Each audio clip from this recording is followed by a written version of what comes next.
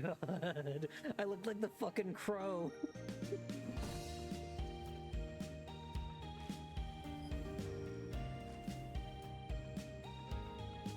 This cannot be done. There's no second chance. Upon this realization, he plunges into sorrow, which will last eternity. I am overtaken by the paralyzing fear that What the fuck? God damn it, dude, that scared the shit out of me. I wake up and the elevator suddenly slows to a descent. I'm startled awake by dicks. You're welcome. Create the animation's first drawing. I don't know why I'm thinking this, but I am.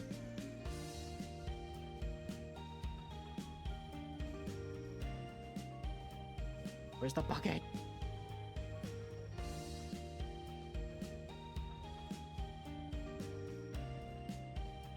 Oh. That does not help me. Oh, there's no time on this. Did they remove the bucket tool?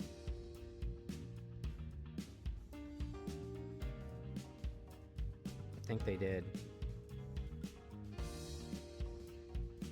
That's red. It's not what I want. Why is this red?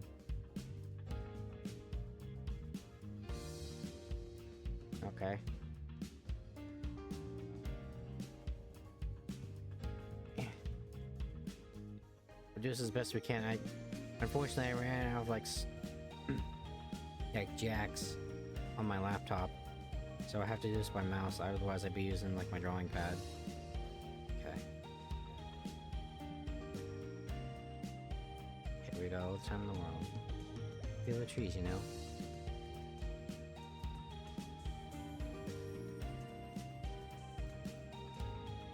You know, that's good enough. Let's give it like some of that 90s kind of like flair. Okay. And then like a little teardrop guy, right? Gonna put some makeup on him. And draw all this in. I feel like the theme I'm putting in the stream you see.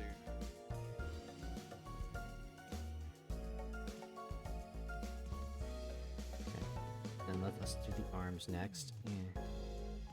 Yeah, let's look at that. Yeah. I did not realize there was a timer.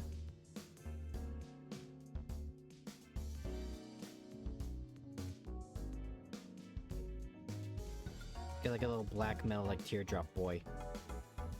You know? Like upside down cross. Dad, I'm excited for this one. So for context for this one, I remember seeing like a few episodes long Let's Play of this game.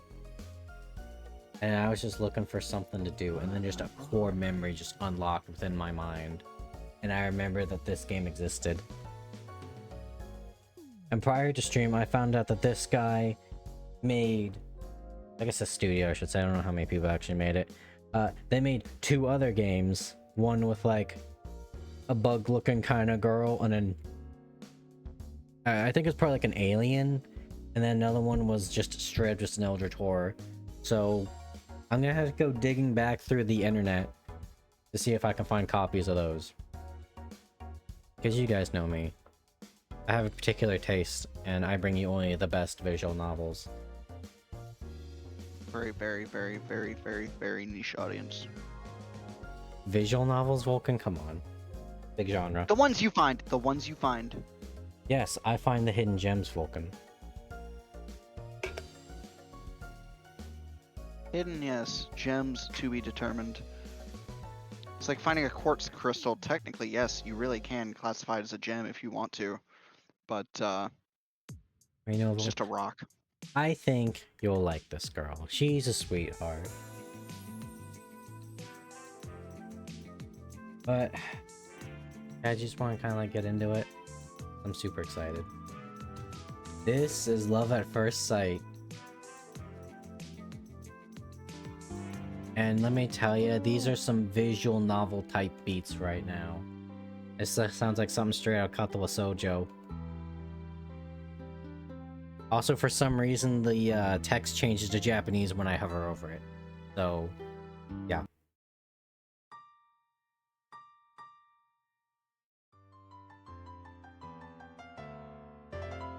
Act 1, Catch My Eyes.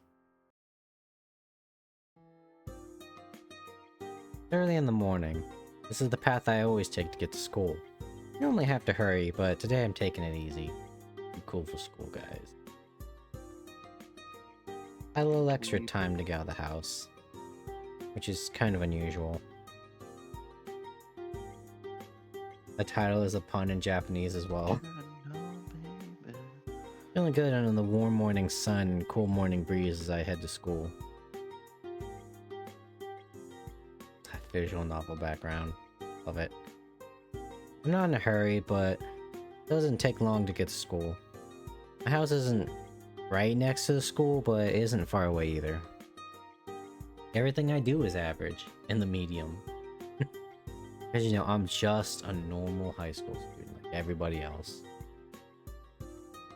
No ambition. Exactly. How does one live their life with no ambition? With no ambition. I don't know, it's kind of a personal thing. True, but how would one cope with that? Like, I'm genuinely curious. Maybe if they're just comfortable with what they got. Yes, I mean, I get there's that subset, like, not subset, I get there's that part of humanity. It's like, oh, well, you know, I'm content with what I got. Why, you know, go above and beyond, but, you know, indomitable human spirit and whatnot. I guess we also put this in the way of like being a streamer. Like, do you really want to live stream to 2,000 people watching you all at once? And talking all at once? As opposed to like a comfortable 200? Anyways. Well, go on, just go on. Before incriminating myself further. No, because I was gonna get a little too deep. I would have hijacked the stream at that topic. Even if I don't leave early as...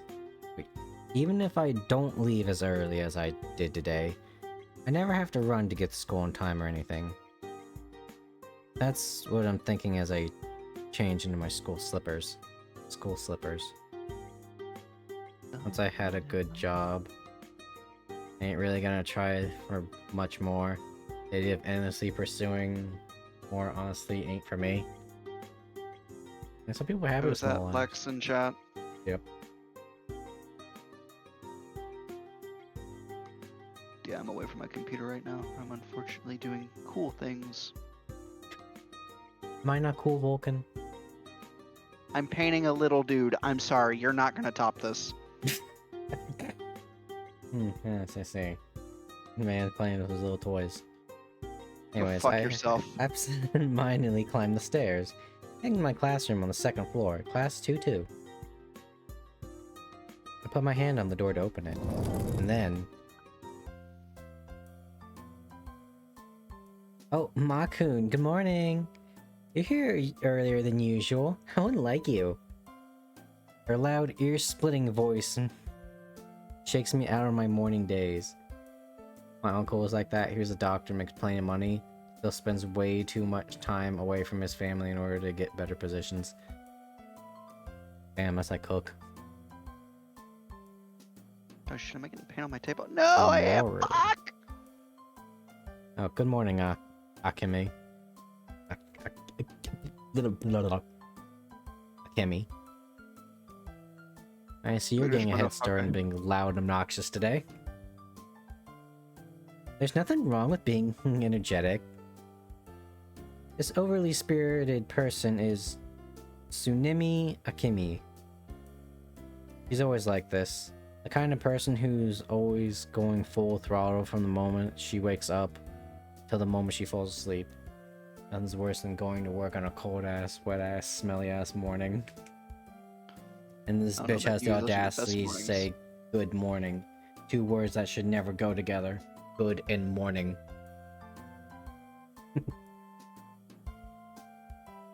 You're not energetic, you're out of control. I guess that's why I should be expecting by now.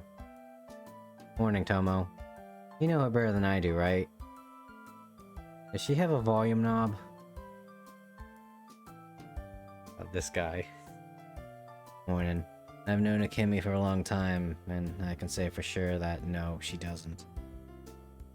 This is Ochiai Tomoyori. He's a zombie in contrast to Akemi's liveliness. But like Akemi, his energy level is constant. He's lifeless all day, every day. Just like me. Yeah, I've only known her for a little while, but I'm starting to realize that. You'll get used to it. Oh my god, he is just like me. I really respect the guy. Oh, you mean the doctor? Yeah. Makun, lately you've started treating me as bad as Tomo-kun. Is this really how you should be treating someone you've known for 2 months? You've only known for 2 months? Yes. Seeing how annoying you are, do you really expect me to treat you any differently? Yeah. I've only known these two for about 2 months, though I've gotten pretty close to them in that time. I'm Ukunaga Mamoru. A few months ago, I had to switch high schools because of my parents' work. Fall's almost over. Transferred in the middle of the season, and because of that, I was a bit of an oddity among the other students. I was really nervous at first, but luckily these two came along, and we became friends. That's mean! Tomo-kun, say something! Well, seems like you two are getting close. Yeah, thanks to you. Hey, don't ignore me! I can say for sure that Tomo is the real reason I'm comfortable here now. He doesn't take care of his appearance, and he's not the warmest person you ever meet, but he's pretty smart and ultimately a good guy. I mean, how dependable he... I learned how dependable he is pretty quickly. Okay. Oh, okay, ignoring me is now forbidden, you hear me? We might be ignoring her, but I guess I owe Akemi as well. The fact that she's so annoyingly loud is her only real flaw. I don't know anyone more inspiring than her. Lately, Akemi's been trying to get me to hang out with her and Tomo all the time. You seem to balance each other out. Though it's not a perfect balance by any means. From what I hear, they've been friends since they were kids. Though Tomo once told me she's basically just following me around this whole time. I'm not gonna lie, that bell kind of startled me. The bell rings. It's already time for homeroom. What's first period today? Math. Homework is due today. You did do it, right? Yeah, yesterday. I finished with time to spare for change. And I was actually able to go to bed early because of that. I said ignoring me was forbidden, hey! Just don't even talk to her. Wow, this kind of looks like a prison room. Like, this is where they teach the prisoners. Morning lessons end, and lunchtime begins. Lunchtime! Time to eat! We moved from my classroom to further down the hall. Barely anyone's in here, and Akemi's thundering voice echoes in the empty classroom. Three of us been coming to this empty classroom for lunch since I transferred to the school. On the menu for today is Salisbury steak. Awesome! I would kill myself instead of eating that. What are you, a kid? Come on, can you at least lower the volume during lunch? Tomo, help me out here. For a moment, Tomo replies, "What do you want me to do?" Then he sighs and catches Akemi's chopsticks from her. Or snatches the chopsticks. Hey! Then, as Akemi opens her mouth to protest, Tomo stuffs a piece of Salisbury steak in her mouth. Oof. She seems to have forgotten anything she wanted to say when the food entered her mouth. He quietly chews on it. Yeah, there's no sexual tension between them. No jokes to be made there either. The moon improves for a moment, and her expression dissolves into bliss as she chews. It really is an airhead. Not her keeper, you know. Could have fooled me. Who else could hold back that freight train of a girl? You think I can hold back a freight train? Okay. Maybe not. Exactly! Amy cries, spewing food everywhere. Then, realizing what she just did, she hastily closes her mouth and swallows. I'm the #1 most cheerfulest girl in town. Tsunemi Akimi-chan. And with that, she goes back to eating her lunch. Guess she can't stay quiet for long no matter what she's doing. The most cheerfulest girl in town. I don't think you have any competition for that title. It's like Guinness Book of World Records. Most of the records in there, no, it's not the fact that you're super good at it, it's just that no one ever bothered to actually do it. No kidding. She's one of those schools. She's one of our school celebrities. Almost starts on his own lunch. Seriously? One of? You mean there's more? Yeah. Our high school has a lot of unusual students. There's a lot of rumors floating around about a lot of rumors concerning our school, it seems. Wow. What other kind of celebrities are there? Well, you know, there's the kid-faced dog. What? Don't worry about it. You don't know about any of them? Well, let's see, there's... Someone takes a quick glance at Kimi, but she seems to be lost in her own food-induced paradise. She's not even listening to us anymore. Well, there's a lot of them. Really want to know? I'll tell you later. He doesn't want to talk about this in front of Akimi? I guess it's a touchy subject. But I'll make it a point to ask about it later. Hold on. You eat way too fast. Crap, I barely touched any of my food while we were chatting. Just started on my lunch while she had her mouth closed. I'm not gonna get any chance now. Hey, what were you two talking about? I was recounting the epic saga of how you won your fame. He seemed to be really interested in it, so I wanted him to hear it from the source.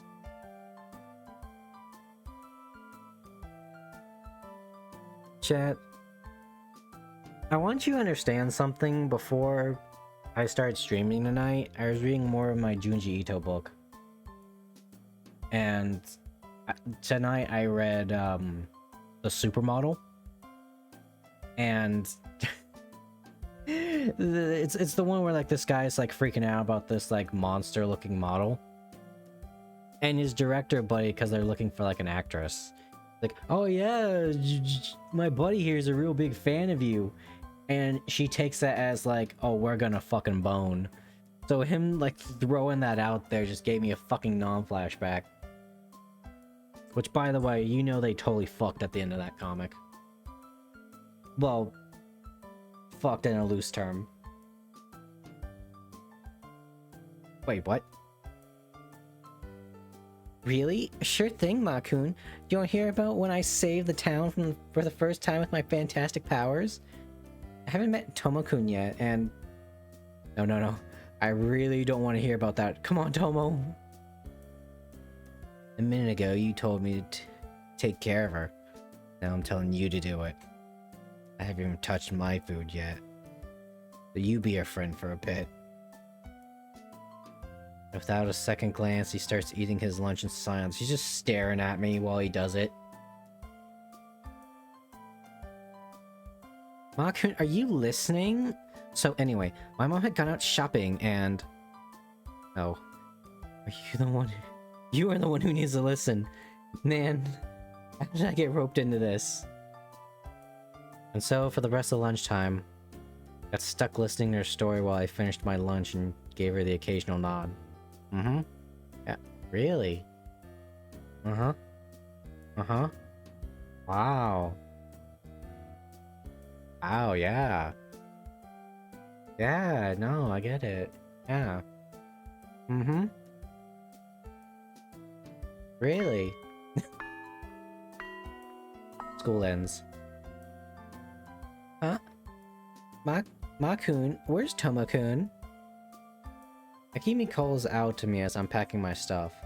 He rushes out of the classroom right when class ended, and it seems she came back just as quickly. And be honest, I like yappers. Means I don't have to talk as much. You know, I get that. When I'm like in an actual social situation, I don't have to run my mouth for stream. I'm honestly more of the quiet type. And I actually do like people that talk a lot. So I 100% get that. He said he had some things to take care of back at his place and left early. What's up? What's up, bitch? Though I do also get a little exhausted if they're too energetic. Yeah. Yeah, I get that. It is a tough balance. It's the problem of the introvert. Like, man, I really do want to socialize, but you know, I need to recharge my fucking batteries. Oh, really? Well, can you take this to the third year classrooms for me? I promised to return this before the end of the day, but I've got a club meeting I gotta go to, so... He hands me a small paper bag. Seems like it's got a book or something inside of it. I sigh. Fine, I'll go do it. Thanks a bunch. Give it to the student in class 3-2 named Yae Katashi. I'm counting on you. No sooner does she say that she disappears once again. You just can't sit still, can she? I suppose I better get going too. No telling how long this Yae person is going to be there for. I finish packing up and head to the classrooms on the third floor. And she's blind! No, we can't play that game on Twitch. I arrive at the third year student's classroom with Akimi's package and look for the person I'm supposed to deliver it to. But some of the other students tell me she stepped out for a bit. That she'll be back soon and that I can wait here for her. But 10 minutes pass and she's still nowhere to be found. Bitch. Quit smoking in the girls' room. Maybe I should have one of the other people here give it to her and just go home. Yae is pronounced like I, with a Y in front. No, just call him Kanye. They have Ye in the name. You can get away with them. No, dead serious. Yi. I heard you say Ye, and I immediately went to Kanye and had Nam flashbacks. School's over, and most of the students have been at their club activities for a while now. While I was waiting for the third year classroom, the other students file out. School grounds slowly become devoid of life. The noise of daytime activity has all but disappeared. I feel like I'm in detention. I want to go home already. Place sucks. Giving up, I leave the classroom and turn towards the stairwell. My classroom is on the second floor, so I usually don't spend any time up there, or up here. The layouts of these two floors are pretty much identical, but somehow I feel like this is an alternate dimension.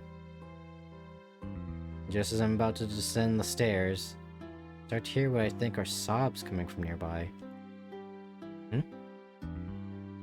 Figured I was alone and relaxed because of that, but then sobbing catches me off guard and I freeze. Oh, it's the local ghost girl. Zips pants. Oh no. Jesus Christ. Not even unzips pants. It's like oh, what was that anime? Daily Lives of High School Boys. I just use my mental energy and willpower to just have the zipper unzip itself. I'm very happy I don't understand anything you're referring to. Oh, dude, Daily Lives of High School Boys is great. It's such a great show. Cause it's just like guy shit the anime. Like these like high school boys, they're just like walking home, and then they find just a stick on the ground. And you know, they just start playing with it and like role playing. and then they immediately stop when a girl walks by. The best is Literature Girl, where this guy's just sitting down on like a grassy knoll, and then there's just this girl that sits like next to him, and they never say a word because the guy is freaking out like, what the fuck do I say? What do I do in this situation? How do I get out of this without looking like a weirdo? And he just straight up just like sends a text message for his boys to come pick him up and like try to like hype him up. Oh, it's such a good show. Yeah, anyways, I hold my breath and strain my ears. Not my imagination. Someone nearby is crying softly. Hearing someone crying in an empty school building sounds like the beginning of a horror story.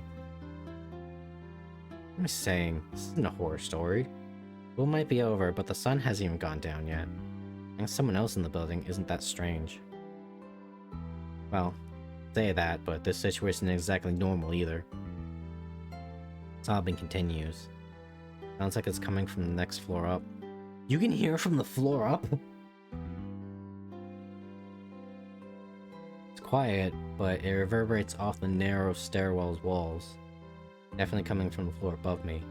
But I didn't realize until now. This building only has 3 floors. The only thing above me is the roof, right? Oh, I'm getting Life is Strange flashbacks, guys, and I don't want that. Because I was like the one good character. School's over. The door to the roof should be locked by now. I can still hear the crying. There's no way it could be coming from there. The door's locked. Because the way up there is a dead end. I just walk up there, check and claim I happen to walk by. My brother in Christ, what do you mean? Like, hey, I heard crying up here. Is everything okay? Are you okay? Dude is such a fucking bitch. This is what I hate about anime protagonists.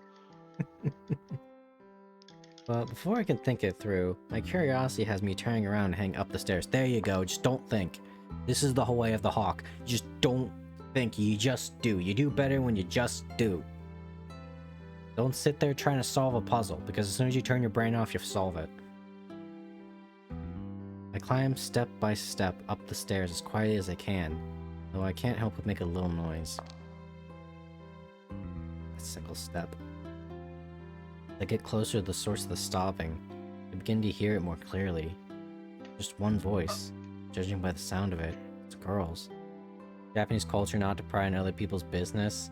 He's marginally less of a bitch with that in mind. Only marginally. Oh no, someone's crying, they're upset. Someone's crying on a fucking roof. I don't give a shit about your culture. You go check it out. Especially Japan. You know? Don't.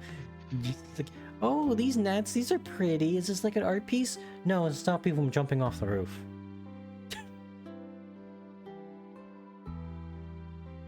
Feels like I'm climbing up 10 stories. It only takes a few seconds and suddenly I'm almost on the landing. Take the last step and turn towards the source of the crying. In front of me is a girl wearing her school's uniform, lying against the door to the roof, sobbing. And I'm just saying it's pretty hardwired. Add that to the list. The girl hears me walking towards her and starts shivering as she turns her head towards me. I think up to this point has been too out of the ordinary. At least until I saw her face. And then I saw her face. Oh, and she's so cute. Now I'm a believer. Hi. Girl stares at me with her single eye.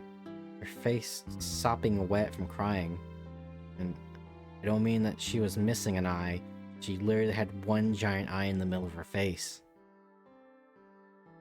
Suddenly, she registers that I'm standing in front of her. She jumps, throwing her limbs into her body. A bit of light reflects off the unwiped tears near her wide open eye. I can tell by the way that she's looking at me that she's terrified. Not the only one, though. Really understanding what I'm looking at, I stare at her, moving. She does the same. Wearing our school's uniform, but is she really a student here? Hi. Oh, hi, I'm Hawk. I like to masturbate to anime titties. Do you want to be my friend? Do you actually use that line in real life? Please tell No. me you don't. No, don't be ridiculous. You're an enigma. I don't know what's true and what's not. If I just spout bullshit constantly, you'll never know what's true, what's not. Like the prophet, Alex Jones. He'll say like 3 crazy things, but one of them will be right somehow. No matter how many times I blink, second eye doesn't suddenly grow on her face. I finally realize that what I'm seeing is reality. Faced with this girl, who looks like she belongs in a fairy tale, I begin to panic. Strangely though, I'm able to keep my fright from showing. The situation is so unreal. I guess my brain just refuses to fully acknowledge it. I heard crying and came to see what was going on. Are you alright? The longer the silence drags on, the harder it becomes to break it. I try to come up with something, anything, say and try to force myself out of this stupor, but my mind is completely blank. At this point, anything's better than silence.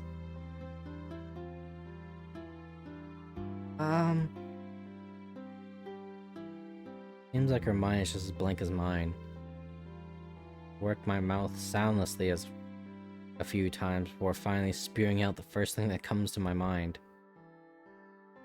Do you need something to wipe your face? Your uniform is black, so I can't tell if it's wet from her crying into it. She doesn't have a handkerchief or anything though. I produced my own handkerchief from my pocket and moved to offer it to her. I approached the girl, sitting on top stairs to give her the handkerchief. And once again, she starts shivering in fear. I'm not gonna lie, you take out a little, like you just give this guy a bit more confidence. Dude, there'd be so many women creaming their jeans for this. You know? You got the emo girl crying at the top of the school stairs, and all of a sudden Mr. Suave comes and is like, here, let me wipe your face, darling. The way you said that is incredibly creepy.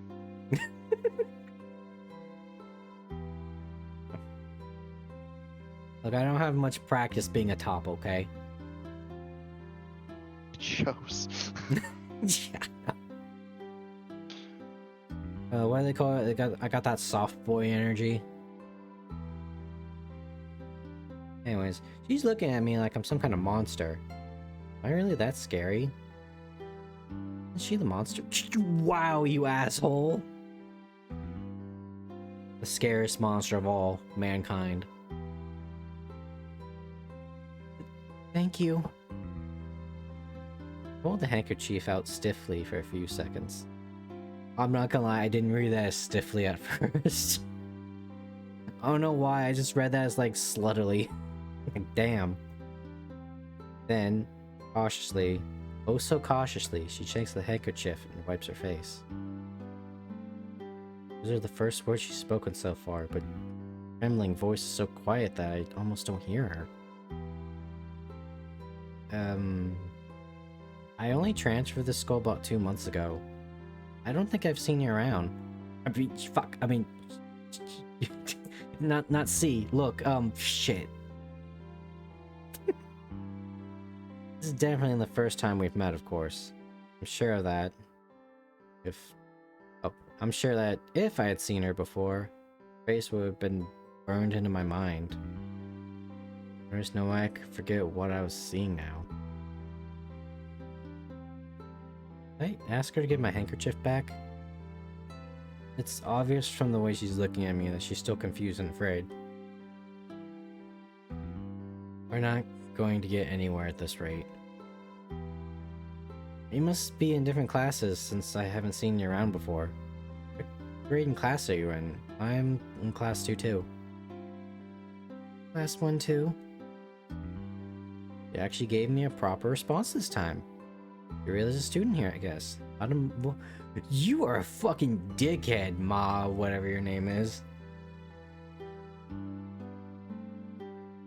Suddenly, it hits me that I've been sharing the same school, and hell, same world with this person all this time. Oh, 1 year lower then. Yeah. Conversation grinds to a halt again. Can't think of anything else to say. Actually, that's not true. I have a mountain things I want to ask her. But all of it has to do with her appearance, and I'm hesitant to bring that up. Time passes, I hurriedly try to think of something to say to fill the silence. And I say, mine is totally blank. Fuck, what do I say? Every heartbeat seems louder than the last. And the panic that I thought subsided swells up inside my head again. I don't think I can keep this up. Right.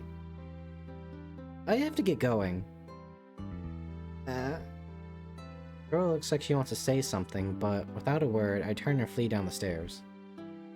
Did you actually just run down the stairs, you fucking... typical asshole visual novel protagonist. Head to the shoe rack, change my shoes, and start rushing home. Wow. I have 2 pairs of shoes. You know, somebody could just stolen those things. Walk for a few more seconds after clearing campus gates, and I pause for a moment and take a deep breath. Fuck. Seems like that girl didn't follow me, even call after me. Probably still sitting at the top of the stairs in that desolate stairway. Cold wind is blowing as I walk home. I gradually regain my composure. Heart's still racing though. I think I'm gonna feel uneasy about what just happened for a long time. I'm really surprised. Maybe I still don't fully understand what I saw. I have to think about it more. See, now I can't not think of the Junji Ito story. There's a bit of a happier ending. And you know, maybe still some more cannibalism, but... Here? Am I afraid of her? How I would react in such a situation could branch into 2 ways. If they speak, these novels and such would have prepared me to keep my cool. If they growl, I book it. What if it's like a sensual growl, you know?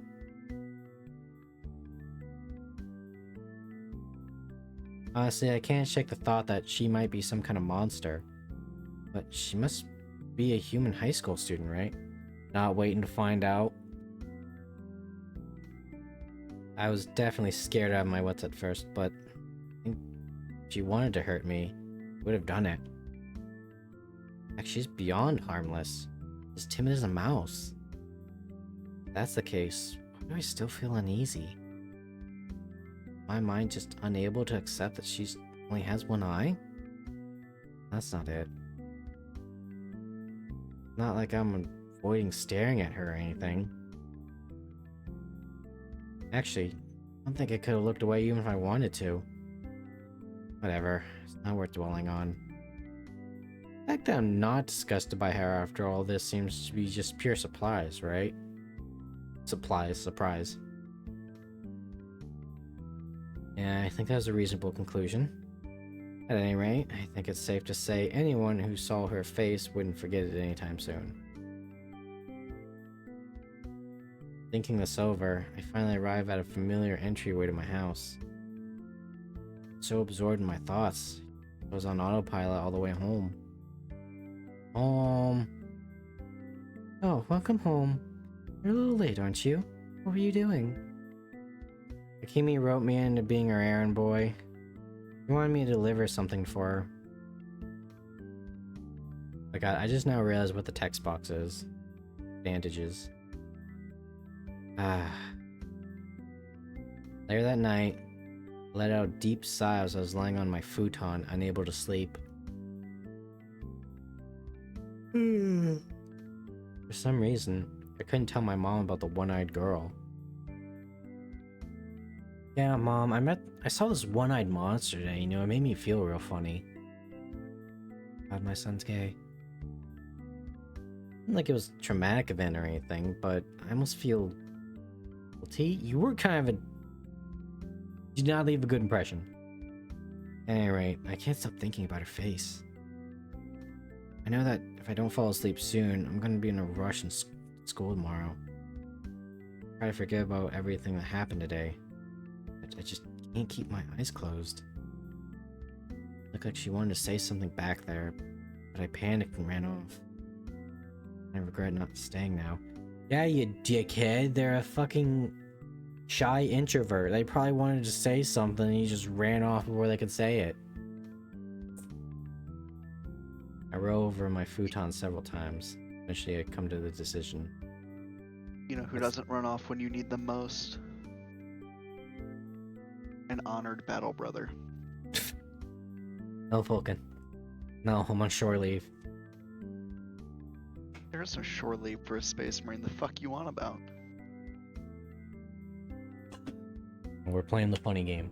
No, I'm sorry, this is not the funny game. It looks like a funny game. This is actually a good game. No, the funny game would be Space Marine.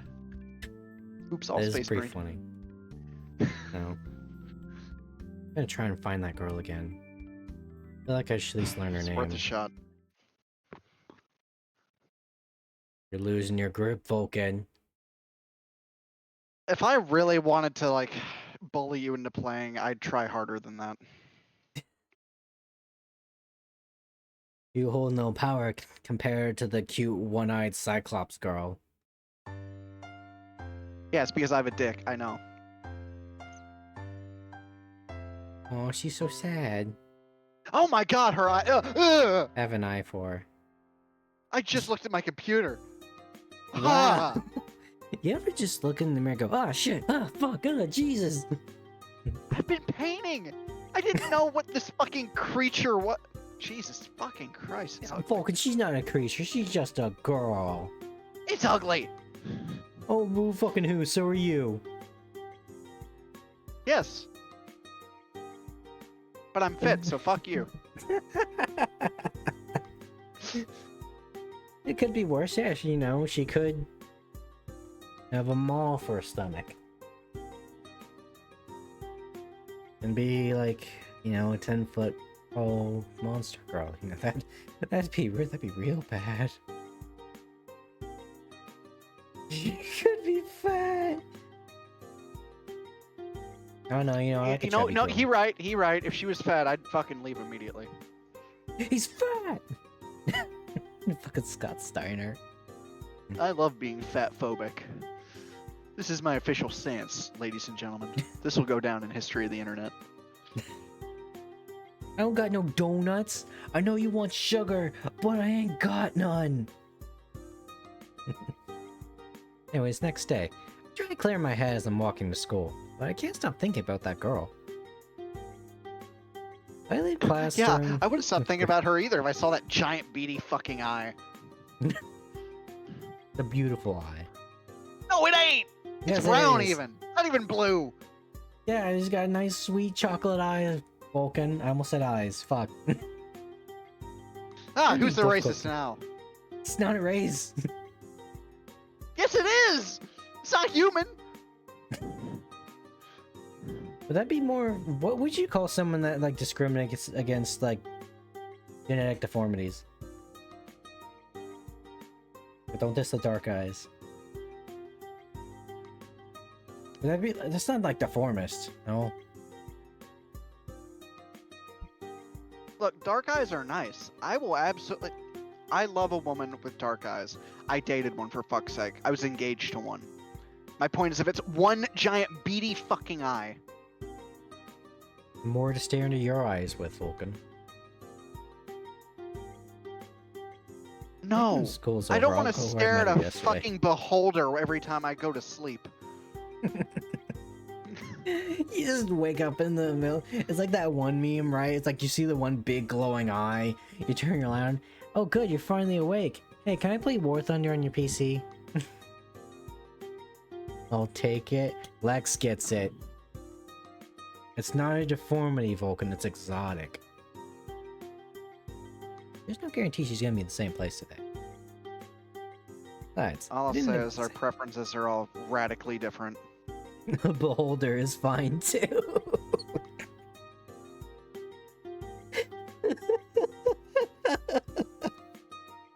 Oh, I love that meme. Besides, I didn't exactly handle the situation gracefully, leaving her like I was trying to run away. I mean, not the best first impression to make. I have to think of some excuse for going. You you didn't hear it because I was just barely within earshot, but I had to go save my friend. They're about to fall out a window. I'm a hero. Why did I even go investigate her crying in the first place? I mean, sure, I know myself. Because someone was crying! And it's a Japanese high school! I almost spouted off with the N-word there, because that's how annoying that little statement is. Why did I go investigate crying in the first place? Bitch!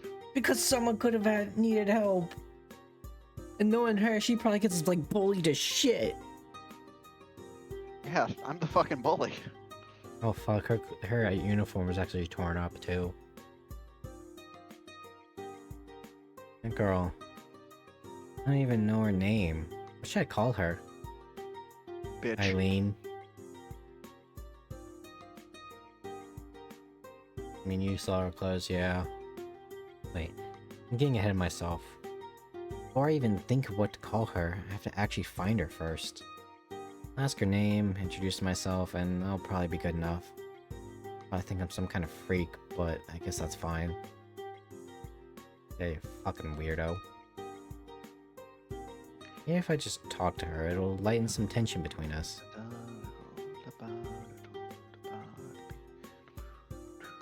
Wouldn't it? I feel like there would just be like this, like, maybe I've been reading like way too much like romantic schlock or like degen romantic schlock, but I don't know, I get the vibe of like she'd be like super into yaoi. I feel like she'd be a Fuji, like, she's like a nice sweet quiet girl, she just kind of hangs out by herself, and then she reads like the most depraved shit when there's no one around.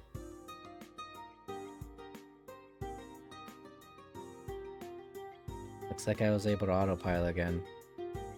I get inside, change my shoes, and head up to the second floor where my class is. She's probably normal. Check stream BC right now.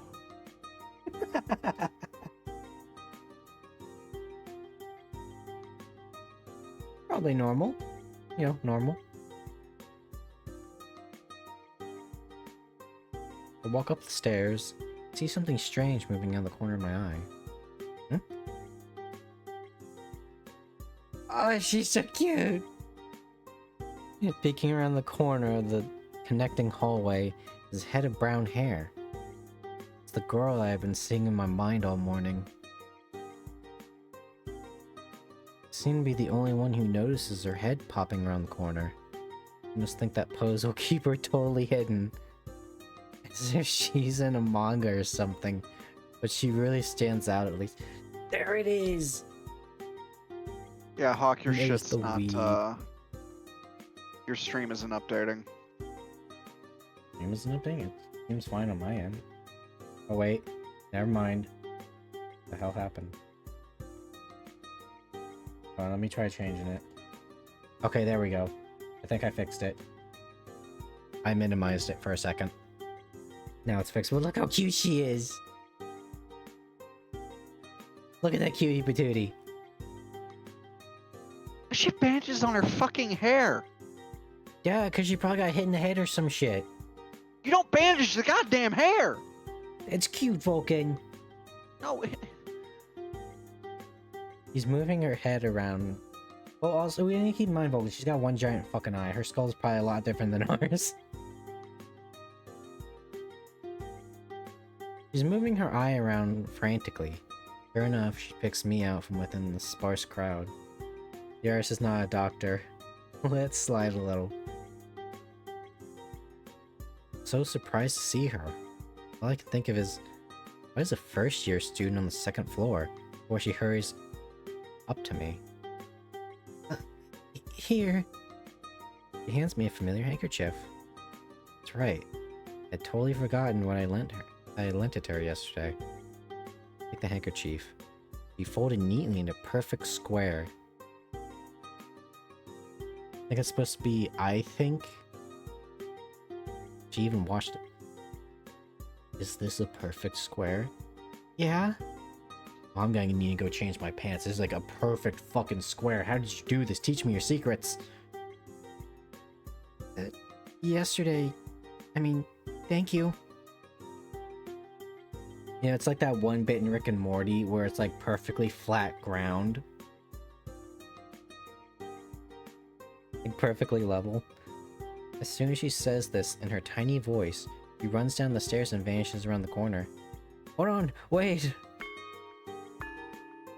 I can't stop myself from calling out, but the morning bell rings, drowning out my voice for me. Fuck school! I'm gonna go meet the cute Cyclops girl. Oh well, I head to my own class. Fuck you! Be a rebel, live it up. Be the bad boy protagonist, come on. Be the bad boy with the heart of gold. People love that shit. The bad boy and the nice quiet girl. That's some good shit. Lunch bell rings. Stash my books on my desk. Roll out of the classroom. There you go. Follow your heart. I didn't even get to thank the girl for washing my handkerchief. Go to look for her to say what I wanted to earlier. I had a good excuse to talk to her now. Can't let this chance slip away. There you go. Initiate. I arrive at the end of the hall.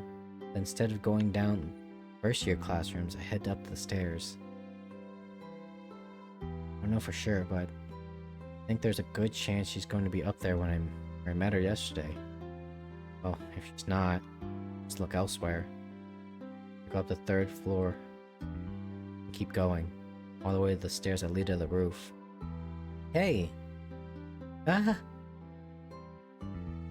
Just like yesterday, sitting on the same step at the top of the stairs.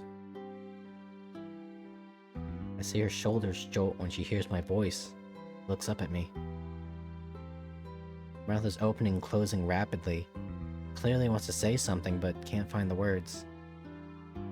Nice cock. Oh, hey, thanks. In the same position I was in yesterday, it seems. Thanks for washing my handkerchief. I didn't get a chance to say it earlier. Yeah. There's a lot of confusion in her soft voice. The fact that she's looking everywhere but at my face tells me she's not sure what to do. I'm obviously making her uncomfortable, but I'm not gonna run away like I did yesterday. Oh, this is where you eat lunch, huh? Mind if I join you? I say this as gently as possible as I notice the lunchbox she's got perched on her knees. Good place to put it, I guess. Yeah. If you're going somewhere during lunchtime, you probably bring your lunch as well. While we're talking, I can pick out my lunch. Yeah, think about it. I don't know if she has any other friends to eat with. Oh no. Her voice comes too quickly, and I wonder if she really means it. Or I start darting wildly around the corridor in an effort to avoid making eye contact. Begins to even look more nervous. Thanks. I'll just sit on these steps. Didn't tell me to go away, at least. I take a seat next to her and unpack my lunch.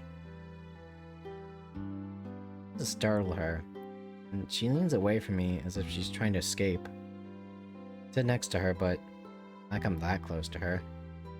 I'm a little offended. Brother of Christ. While I'm unpacking my lunch, I look her over as casually as I can manage. Oh, she's so cute. Look at that one eyebrow. It's above every other part of her head. Even the bandage. Up until now, I was fixated on her eye, but the rest of her appearance is pretty striking as well. Her head is covered in bandages, her hair is messy and unkempt. The uniform looks like it's been ripped apart and only partially stitched back together. Which glimpses the skin on her shoulder and stomach, and looks like it's far from normal. Notice that she has bruises or maybe birthmarks? Not sure which, all over her legs, her neck, and what else I can see. Skin on her dainty limbs looks white as a ghost's. Doesn't look healthy by any standard. That suddenly surprised me. Guess I was staring too obviously. Quickly break eye contact, but she keeps shooting me sidelong glances. She's worried I'll attack her or something. Clutching my chopsticks, but my lunch remains untouched. Long silence is getting uncomfortable. I try to strike up a conversation. So, what's the deal with airline food?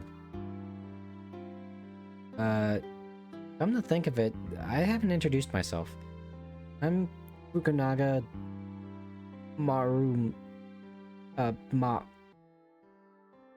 Mamoru. Sorry, Witness Protection Program. What's your name?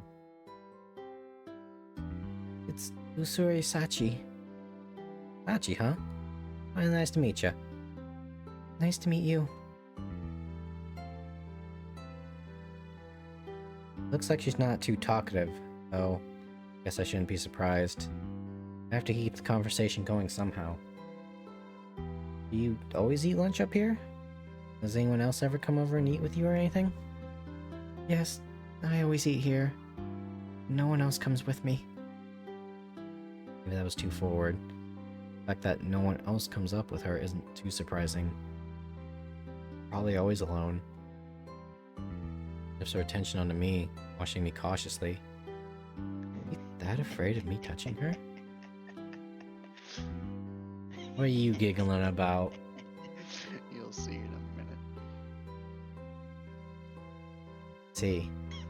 So, what do you during lunch break then? Read smut. Read. Finish homework. Do other things. Oh, really? What kind of book are you reading? Or what kind of book are you reading? I haven't really read any novels lately. Sorry. Sachi cries out abruptly, her voice rising like she's about to lose her mind. My lunch, I'm done, so, excuse me. No sooner does she say this than she scoops up her almost untouched lunchbox and runs down the stairs. Can't really chase after her with my lunchbox sitting on my legs, so she leaves me behind. God damn, I hate seeing her go, but I love watching her leave. You've just been ran out on. Silence falls over the stairwell. Trying to force conversation like that backfired. It was totally smut she was reading. It was smut, Sailor Moon, or Inuyasha. One of the two. Sachi only ever replied to my questions with words at a time. What are you laughing about? No! No, Vulcan! No, not her! No! Get fucked on, bitch! I'll be back in like an hour. Have fun with that. Take care, man. No. Well, I guess I'm the heretic and she's the mutant. We both burn. There's something romantic in that, right? Something consumed by the flames of our own passion. Our passion made manifest, or something. Girl seems to lead a very troubled life. I might not ever be able to get close to her. No, just because I had one unsuccessful experiment doesn't mean I should give up. Or, I thought I'd be satisfied with just Spoke to her once, but now I have an overwhelming desire to get to know her. I have to become friends with her now, no matter what. I can't give up. I have to keep trying. And trying, and trying, and trying. If anyone gets in my way, I'm gonna fucking gut them like a fish. Sorry about that. I don't know where that came from. The only romance would be you fighting to the death to protect her. Forging a daring escape for the two of you. We just make like a fucked up rendition of like the Princess Bride in the 40k universe. Or like high sci-fi fantasy shit. Actually, shit, that'd be a good idea. That'd be badass, actually. Hell yeah.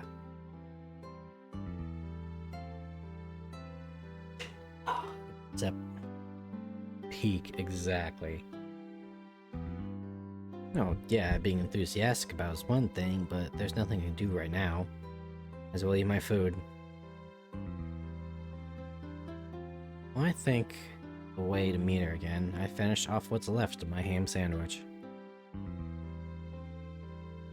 So quiet here now. I thought no matter where in the school you were during lunchtime, you'd be able to hear students' lively voices, because they love to fucking shout over each other. They barely reach this lonely place. I'm in another world. Voices of the students talking down below are so quiet that the sound of my chopsticks clicking against my lunchbox is like a hammer on stone. Even the sound of my shirt rustling as I move is like the howling of the wind in comparison. She eat like this every day. Because it's quiet and no one bothers her. You can hide here. I close my emptied lunchbox. Make up a mind. Absolutely have to become friends with her.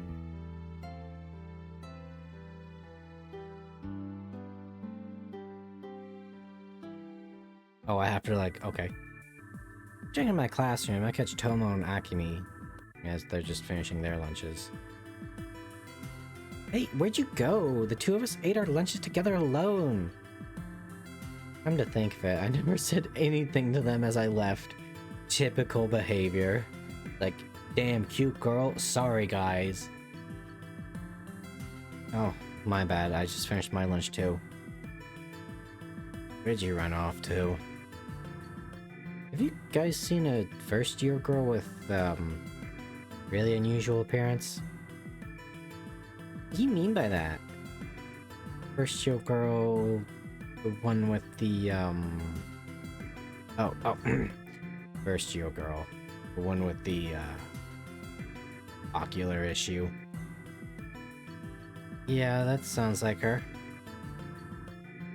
Eh? What? What are you talking about? Something I don't know about?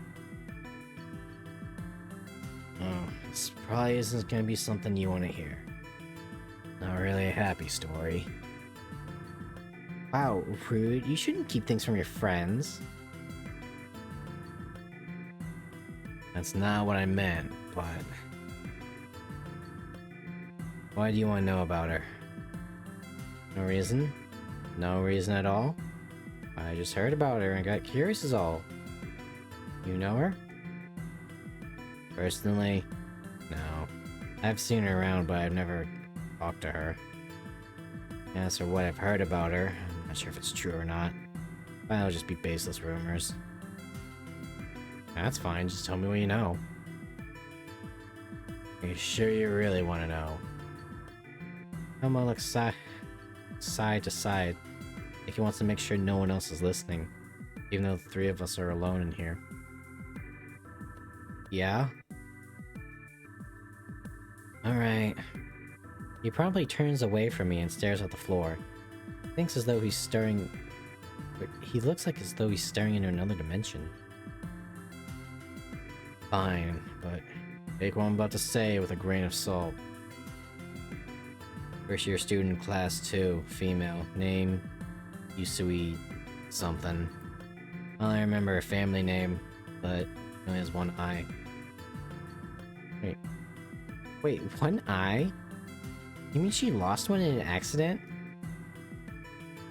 She didn't lose one. She only ever had one. Right in the center of her face, one big eye. What? You mean she was born that way? I don't know the details, but it seems like that. But it seems that she was. I've ever seen her from afar, but I really don't think that's an injury. There's really a person like that in one of the first year classes? Never seen her or even heard about her, not once. We are a different year from her, but regardless, I guess she's been trying hard to stay hidden, but from other students and from herself.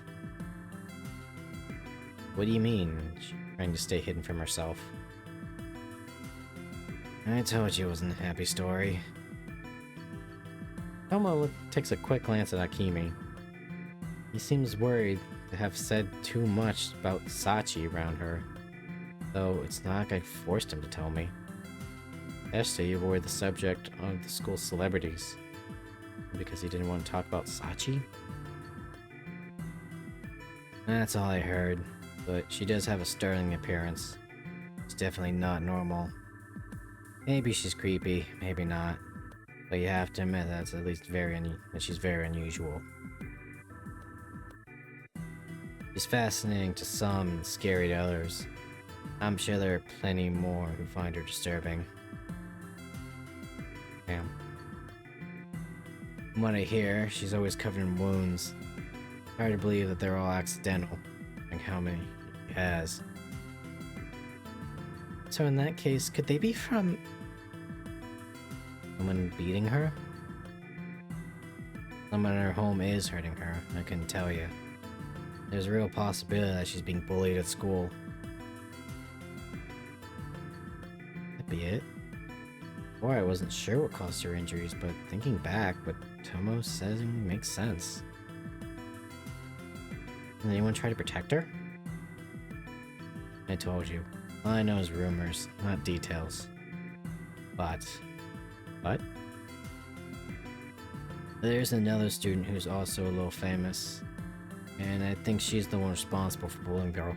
Okay, we know who we gotta go kill. Tell me their name and what classroom they're in.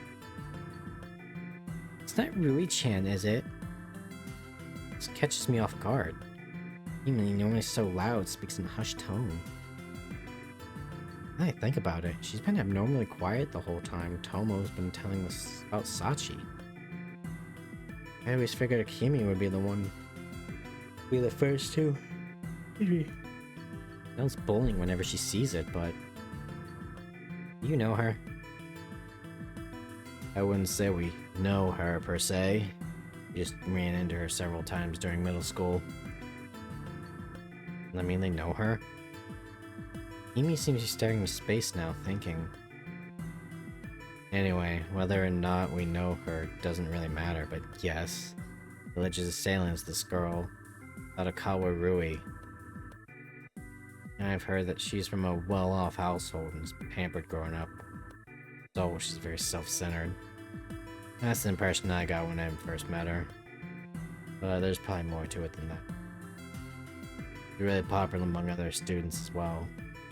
That also contributes to her behavior. At least I think so. See, thanks for telling me. Can't find out the truth of this on my own. Wait, oh, I can find out the truth of this on my own later on. But I think I'm starting to understand more of the situation.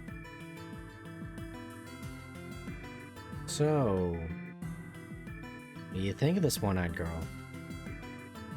Tomo said the fact that Sachi is very unusual. Curious to know what he thinks about her. As response, I may have to change my plans. I just told you what I think, but you tell me. What are you doing during lunch? Why are you so concerned about this? You got me, I was jacking off in the bathroom. I didn't plan on hiding it, but I guess I couldn't have anyway. Tomo seems to understand what I'm getting at. I can't fool ya. You made it too obvious. As I said before, I have trivial information. We shouldn't judge a book by her cover, so to speak. I haven't concerned myself with her until now because I didn't have any reason to. That said, if you want to help her out, you got my support. Tomo, my man! I see. Thanks, man. Didn't think there'd be any problems, but still, glad Tomo's so eager to help. I keep my face expressionless, but I breathe an internal sigh of relief. Ooh, sorry. Wait. Did you actually meet this girl, Makun? Kimi quickly returned to her previous loud demeanor. Yeah, I did. No fair! I want to make friends with this girl too, Makun! Introduce me! Yep, Akimi's back to her old self. The way she's acting before was so unlike her. Seemed worried when Sadakawa and her bullying came up, but now it's like she doesn't even... She wasn't even here for that part of the conversation. Now I have to worry about Akimi being nice to Sachi if we ever did meet. So damn friendly. Maybe too friendly. I'm not sure how I would do that. I mean, I'm not even really friends with her. Come on, what are you trying to say? I mean, it's just... She's not used to talking with people, and I think talking with someone like you would really be really overwhelming for her. What's that supposed to mean? You don't want me to meet her? That's definitely not fair. Because your voice is... Oh, it's because your voice is capable of leveling buildings. In fact, I'm pretty sure Sachi's hearing this entire conversation right now, just on your end. Hey, come on. It's not like I'm going to be giving a speech to a huge audience. It's not an exaggeration to say I'm a professional at having super relaxed conversation with guys, girls, kids, and even dogs, cats, and lizards. It's definitely an exaggeration. You're intimidating with that loud voice of yours. That meeting is going to end up with the girl running away in tears. Right? I know these two are good people, and as much as I want to introduce them to Sachi, I don't think suddenly coming with 2 more people is a good idea when she barely knows me. Lizards. Yep. Pooh, what about Tomo then? I don't think that would work either. Don't you think she'd just be a little scared if 2 guys she doesn't really know walk up to her and start talking to her? He pouts at Tomo. He's right. I don't really have the friendliest face. Safest if you just meet her on her own terms and for a little while. Hey, you gotta do exposure therapy. It's true. Really tall, and he always has a somewhat strange look in his eyes. Probably strangles cats. I'd probably scare her enough, all on my own. But if I brought Tomo along, she'd probably scream and run away. Sorry, you two. Fine, I get it. I'll give you a little while. But someday you have to introduce me. Sure, whatever. Good luck. If you need help, just ask us. Thanks. If it comes to that, I'll gladly take your offer.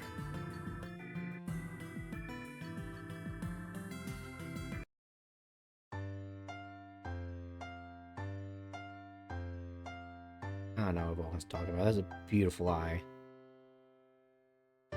Act 2, have an eye for.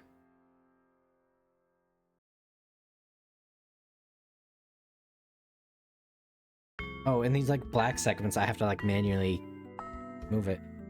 Well, animated too, yeah. The next day, lunch. I'm gonna try and find Sachi again today. First. Alright, need some help. Let's make it quick. We're holding a war council as we're finishing up our lunches. Quick it is. What do you think the best way to become friends with her? Makes you think I know. Okay, no, not just her. I mean, in general. How do you make friends? Have any friends at your old school? Yeah? Yeah, of course I did. Uh-huh, yeah. Well, yeah, but... You should know, shouldn't you? No, it's not like I had to try to make friends. I just became friends with some people without even realizing it, I guess. I need advice. Kind of what happens to everybody. Okay, my turn now. Kimi, who's been silent up until now, suddenly shouts, startling me. Honestly, I don't think she'll have any useful advice on the subject, but I want to eat my lunch, so I stay quiet and let her talk. Damn. I've been there. Makun, the answer is simple. You have to remember when you first met us. A little depressing if our first meeting is the only frame of reference she has. When I met you. Yeah, because we became friends pretty easily. Of course, it's not like you could resist my fantastic charm, but still. No, at the time I was thinking, you guys are weird. I got to know you out of morbid curiosity. Damn, you are friends. What? That's mean! The fact that you're able to get along with us nerds means you're also weird, doesn't it? I'm not denying that. No, deny it! I don't know what you're so worried about. More sociable than me, and not as low as Akimi. Dude, I love Tomo. He's great. He's a real homie. Why are you guys always ganging up on me? Anyway, the point is that you don't want to scare her away, right? Wait. Is this the protagonist saying this? They're just like us, for real, yep. Yeah, pretty much. A bunch of weirdos. You're ignoring me again! You're going to go find her today, right? Yeah, I'm planning to, but I want to eat my lunch here. Last time I met her, having food with me got in the way. Dude, just move your lunchbox! Move it from your lap! What do you mean it got in the way? Besides, I don't want to spend the entire lunch break with her and leave these two hanging. You sure you can stand being away from us? Sometimes I think this guy can read minds. He doesn't really look it, but he does care about other people. Sip. I think I'll manage. I'm more worried about leaving you alone with Akimi. Don't remind me. I do like having someone else around to keep this fool in check. What did you just call me? I wonder if I should even go. You sure you can keep her in check on your own if I'm not here? Then again, Sachi should be finishing her lunch soon. Dude, no, you go. You go. You go find her. Don't you bitch out now. You get those thoughts out of your head. You launch those fuckers out of your head. I've been finishing my own lunch in a hurry as we're talking as well. Sachi's eating alone. She'll probably won't take long to finish her food. Sachi? Is that the one-eyed girl? Come to think of it, I don't remember her whole name. Oh, right. Usoye Sachi. Sachi, huh? Well, she'll be Sachan then. When you finally introduce me, I'll call her Sachan. That reminds me, when I first met Akimi, she immediately gave me the nickname Makun. But she didn't seem to care that I only knew her for about a few minutes. Not that I dislike her, but the speed at which she gets close to people is a bit unsettling, to say the least. You're deciding on a nickname for her before you even meet her? I mean, come on, it's not like she had to brainstorm that one. Well, I'm not the one who's gonna go meet her. Makun, hurry up and introduce her so I don't have to worry about befriending her on my own. Yeah, I get it. In that case, I better hurry so Akimi doesn't have to think too hard and risk shorting out her brain. My brain isn't going to short out. Wait a minute. Bye. Good luck. Thanks. Bye. I glance at the whining Akimi before packing up my lunchbox and leaving the classroom. Of course, there's no guarantee I actually will find her. Tachi's probably just finishing her lunch by now, and she'll go somewhere else. Yeah, she get into the same place because she now knows that we know her hangout spot. Fantastic dynamic indeed. I'm Welcome back. My match ended. Which, by the way, Vulcan, thank you for that. We turned it around. Okay, how? Think of it like this, Vulcan. Okay, you ever see The Princess Bride?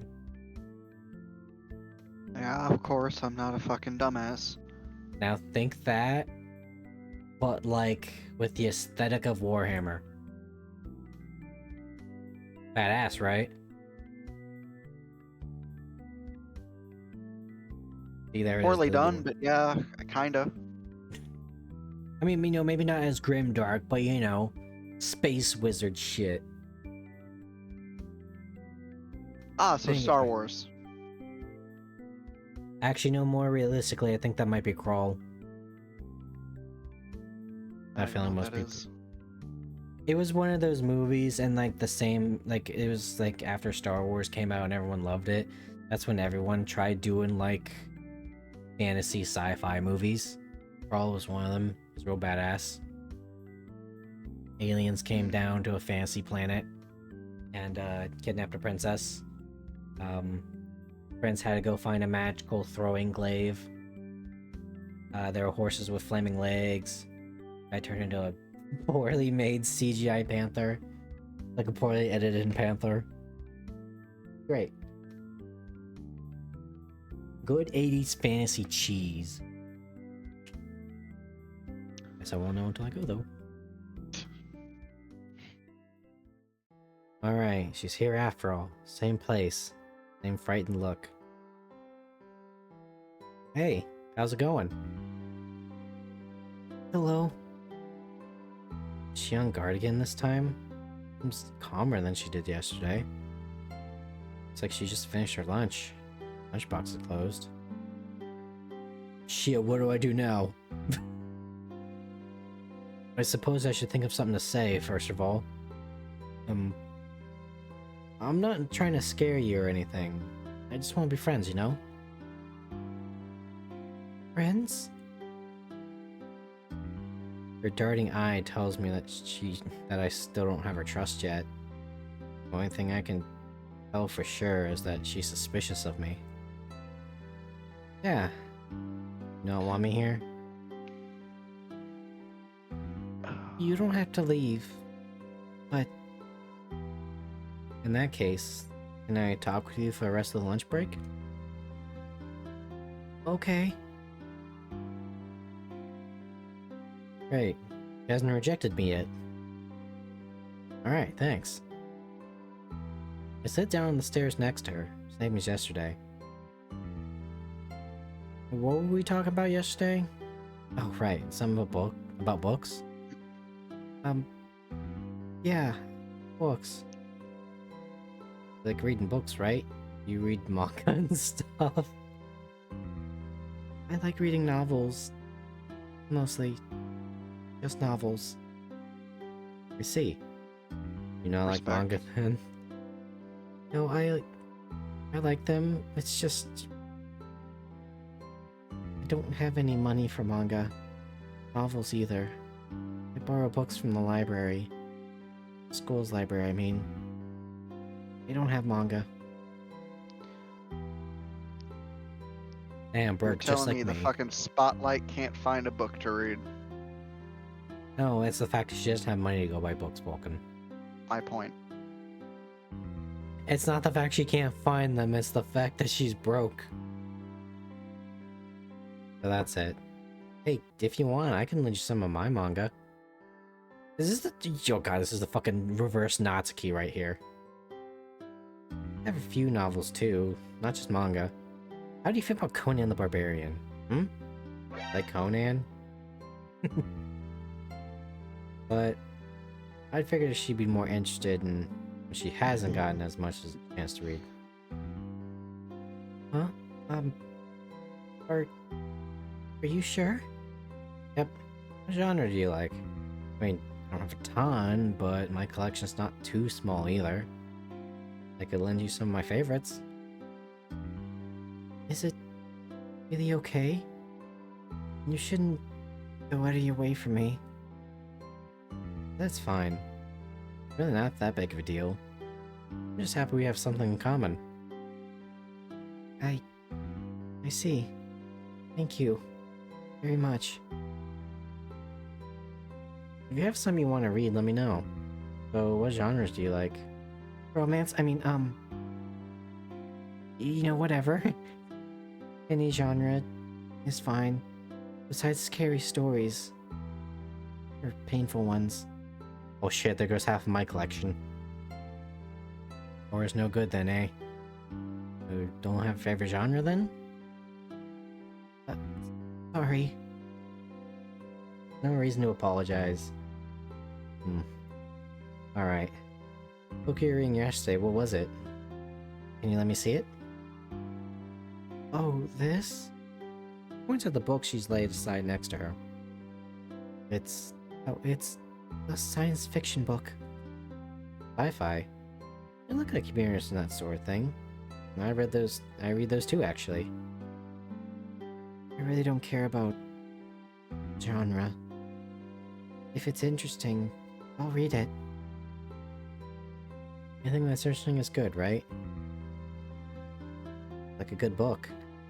Anyway, I will try to choose some I think you'll like. Why don't I bring some of them, ones I usually recommend to people? Okay. I'd really appreciate it. Yeah, no problem. By the way, how's this book?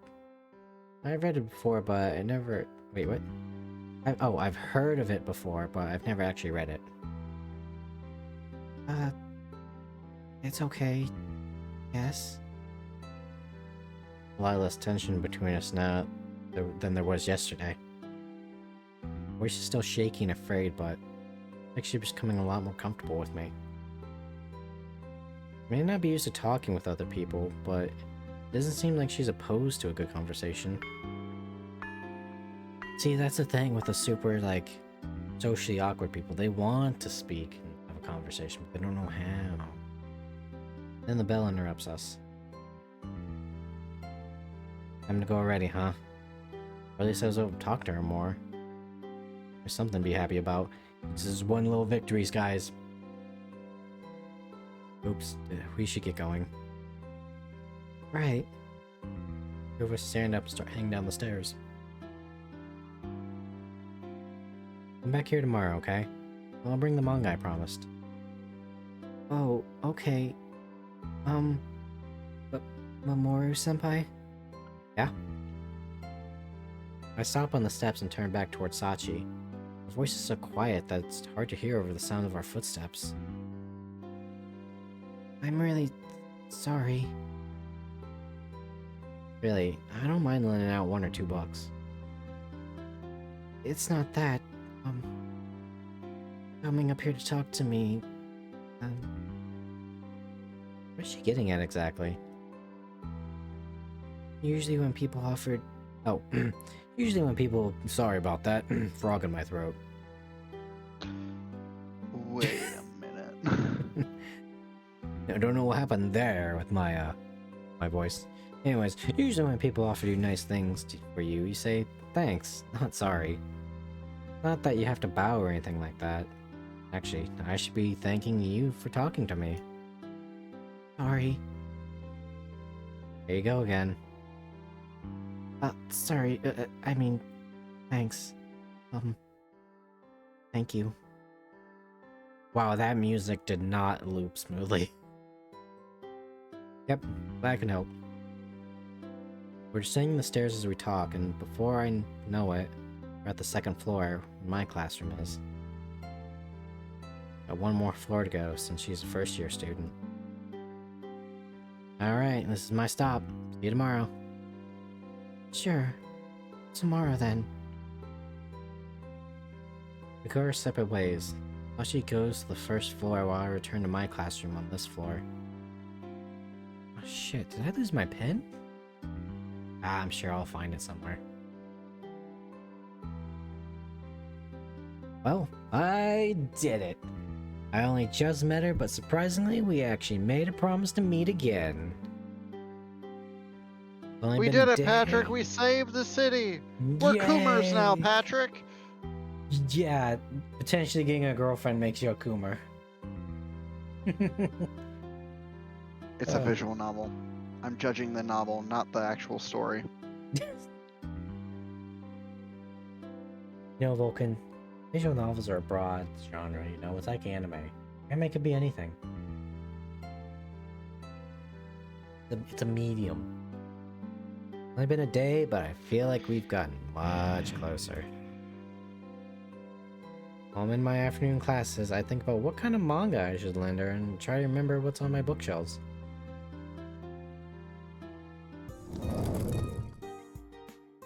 Cleared Act 2, are we friends? Then, the next day. Just cutting straight to it, hell yeah. Warning. I enter my classroom and notice that Akemi and Tomo are already here. Both seem very confused as they look at me from the paper bag I'm holding. Whoa, Makun, what's that? You opening a store? I was talking with Sachi a bit yesterday and I told her I'd lend her some manga. I think you brought a few too many. Almost sounds more surprised than anything. Yeah, I think you're right. The medium-sized paper bag I brought along seems to be sagging under the weight of the manga inside. And you notice how heavy it was when you tried to lift it? I guess I didn't somehow. You know, when your heart's racing, you get that gorilla strength. Is Sachan an Amazon or something? God, I wished. She's gonna have a hard time carrying that bag home otherwise, Starting to worry about that myself. I didn't think it'd be impossible for her, but it will be hard. Don't you think it would be better to just give her the few at a time? I guess so. Oh. I'll let her I borrow cleared them. the boss fight early. Well, eventually, I suppose. I mean early. There's a cutscene that plays that's supposed to help you in the main fight, but instead it finished off the one remaining enemy. Yeah. So in Rogue Trader, the navigator lady, Cassia, she has an ability that's just, she opens her fucking eye and it not kills, but does like heavy damage in a huge cone. Makes sense. And I kept using her ability and I just cleared swaths of chaff enemies. And since she's an officer, I could use her ability to give my character, who's also an officer, my turn. So I gave her my ability to have an extra turn. So I kept stacking the extra turn. Oh my god. Straight obliterated these bugs. Just firing my laser.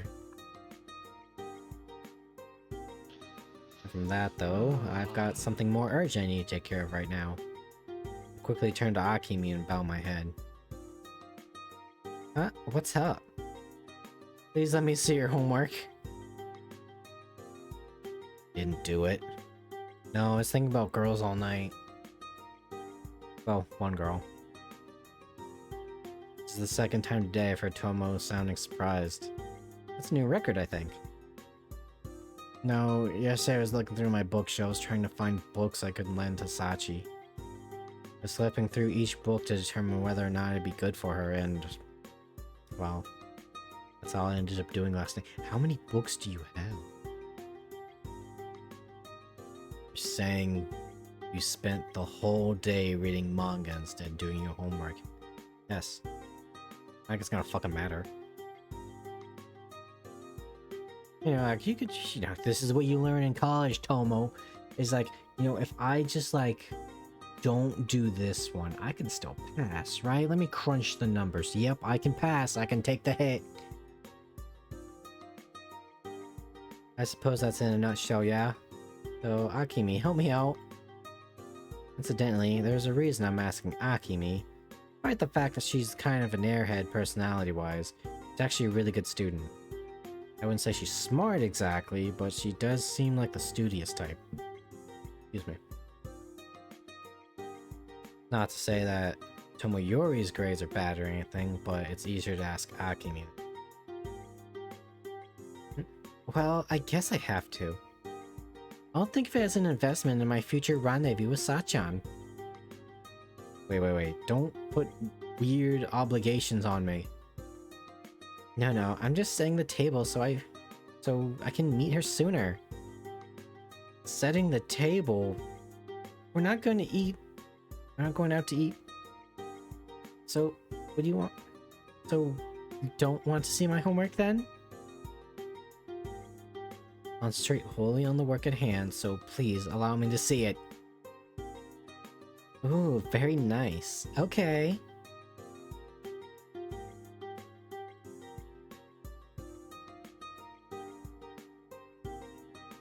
Lunchtime. Or I can think about which books I'm gonna lend her. I have to haul all the manga I brought up to the stairway to the roof first. Hey, what's up? Hello, Mori-senpai? What's that? Her gaze shifts onto my paper bag. Does it really stand out that much? I picked out some manga for you to read, but I guess I brought a few too many. There are a lot. Do you walk to school? Yes. Thought you might. I brought 2 or 3 different series, so go ahead and pick out what you want to read. You can take a few at a time. I don't want to overload you. Sorry. No one should be apologizing. Anyway, check these out. Okay. Bag crinkles as I stick my hand into it. Pile of Tower of Manga on the steps. And so this one's called Blam. I know you said you didn't really care for, like, horror, but, you know, it's not really scary. It more is, like, creative architecture. She cautiously extends a hand towards the tower. But she looks like she's about to commit some grave sin. Never I borrowed just manga looted from 45 lasguns, Hawk. That's how many motherfuckers I killed. Oh my god. Wasn't that the last gun MO? Huh? Isn't that the last gun MO? Oh Yeah, yeah, like- no, it's a mass-produced weapon. It's not a very valuable thing. But the fact I just looted 40 of them because a woman opened her third eye. Like, what's the quote? He who scoffs at the las gun has never had to wade through fire of 1,000 of them. Yeah. She looks scared for some reason. She starts to sort through them. Reading the summaries and flipping through the pages of the book, her expression loosens up a bit, little by little. This one looks really interesting. Actually, shit, what do I got over here? Hold on. You guys are gonna get some, Hawk manga over here. Give me one second.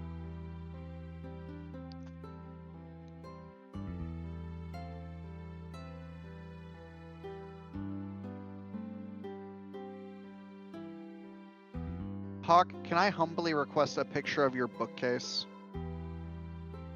If the titles of the books are visible. If not, then I'm not gonna stress you.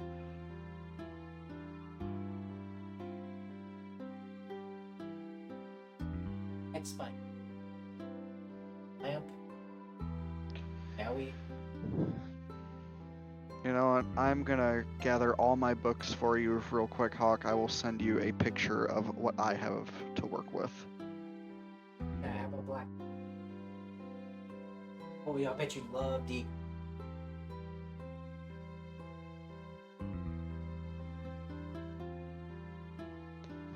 shit, I have more books than I fucking thought. Oh god, this is a bad idea. What's some Rave Master? Like Fairy Tale, it's by the same guy.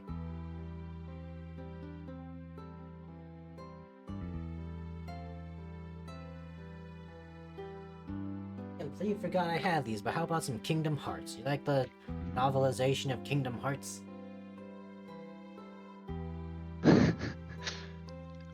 We're gonna have the duality of man here, Hawk. I'm gonna send a picture of every book that I have currently been reading or have read in the past year or so. You like Rurouni Kenshin or Buzu Renkin? Actually, no, I think those ones are a bit tasteless nowadays. Yu Yu Hakusho. All the classics here, girly pop.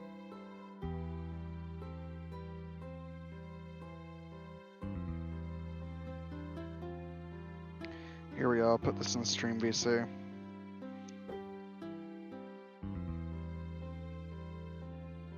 Alright, girl, how about Death Note? I got quite a few volumes of Death Note. You know, we can switch it up a little bit. You know, you want some game guides? I know they don't make those anymore. Got those too. I got some good shit. Check stream VC whenever you get the chance. Let's see. That is my recent First collection. one. The first one is such a good title. What? Vulcan, why are you reading Sun Tzu's The Art of War? It's a good book. And more, save more. Oh, and Vengeful Spirit, my bad. Oh, Vengeful White Scar's book. Yeah, that one's a good one. 20,000 Leagues Under the Sea, very cultured. It is a phenomenal book.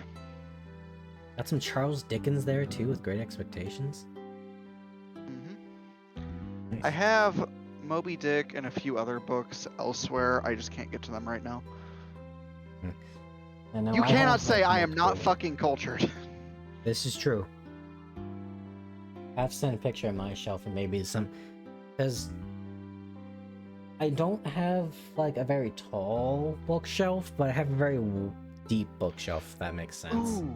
So I can put like two like mangas like up against each other. Like there's like the front row and the back row. One that wasn't in my list last time is The Wilderness Hunter by Teddy Roosevelt. Ooh. It's a very good book. I was surprised, actually. It's a very, very good book. Another one that I have that's not in my collection at the moment, because my shit's still split up. I never fully organized after I moved. Mm-hmm. Is I have, these are just three little ones that don't mean much, but I have the North American Field Guide for birds, North American Field Guide for mammals, and the one for reptiles and amphibians. I have one for arthropods somewhere. I don't know where the fuck it is.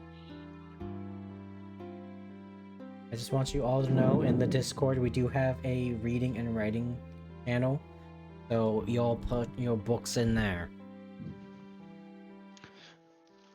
I found the others. Like, things I've been listening to. I have Shadow over Innsmouth, Black Wind by Clive Cussler, it's a Clive Cussler novel, and then yeah, no, that's really about it. There's a handful more, but they're more family books than anything else. I completely forgot I had those over there. I have the Marvel and DC encyclopedia of pretty much every superhero prior to 2006.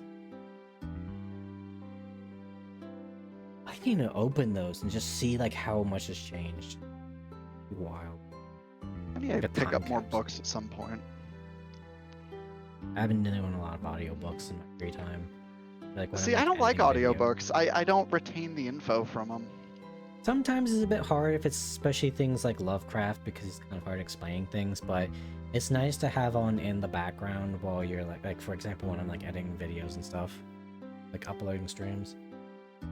See, if I'm doing something like that, I do something exact opposite. I don't listen to books. I put on classical music. That's what I was listening to when I was painting earlier, which is why I just went full quiet. Yeah, no, understandable.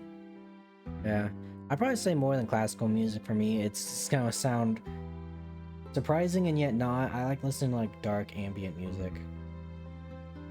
Like what's that one company, Cryo Chamber? Mhm. They do a lot of like just like ambient like drone music. So like one that I really liked was it sounds like you're in an alien ship, where there's like a lot of space and like a lot of dark cyberpunk stuff. And then probably also some dungeon synth. Good stuff. That's fair. I can get behind that. My go-to for like my like kind of classical music, I'd have to say Shostakovich. Waltz number 2 is really good. Hmm. Like that's a solid piece. I really like Canon in D. That's another solid one. This is gonna make me sound like a hipster when it comes to dungeon synth, but I like earlier dungeon synth, where it's like kind of more like in black metal, and it was a lot more like simplistic.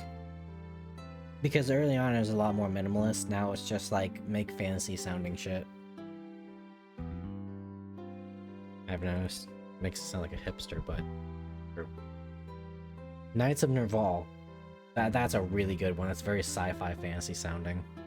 And then Questmaster is really good too. Anyways. So sorry, Sachi, the man we're talking about culture. We talked about our books and our music.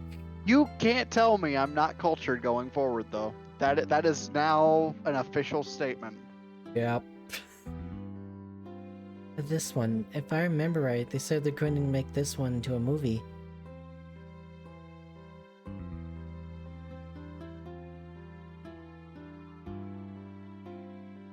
I was trying to figure out which of those I listed off would be in a movie, but then I realized most like manga being adapted into a movie is usually pretty bad. It generally Granted. always is, and it's upsetting. Granted, this has probably come from a background of, for some reason, my dad thinks the Netflix adaptations are an interesting watch. Granted, he hasn't seen the originals. Well, the only one he did was Yu Yu Hakusho, but I think that was more fueled by nostalgia. Anyways, so did you find what you like? Sorry, I disassociated really hard. You think you're the freak around here? No. No, it's me. I mean, I'm not normal. I love a woman that actually just kill me. My mom almost killed me once. Oh, really? Do tell. Yes. They look so interesting. I can't decide. This one and this one. Wait, no, this one. Wait patiently as Sachi begins to fidget restlessly and turn her head to me for guidance. There's no hurry. Pick whichever one you want. The bell drowns out my sentence. More time has passed than I realized. Do you know what, Sachi? You just want to skip classes? You just want to go like read manga and shit in the park? Sorry. Okay, I'll take this one and this one. Hey, are you doing anything after school? Are you going right home afterwards? Huh? I'm going right home. I can help you carry them to your house. After class, wait for me at the school gates. Somehow this dude is bringing it back. He's bringing it back real hard, and he's bringing it back smooth. Huh? I hastily pack the manga back up in the paper bag. Before she can say anything, I'm already heading down the stairs with my bag in my arms. Just before I turn the corner, I catch a glimpse of Sachi and say, "See you after school." Wait, senpai. Having more or less forced this onto her, I leave the shaken Sachi and return to my classroom. This man has picked up his confidence. Next day, chat, you just watch. He's gonna walk up there and he's gonna Kabe Don her. After school.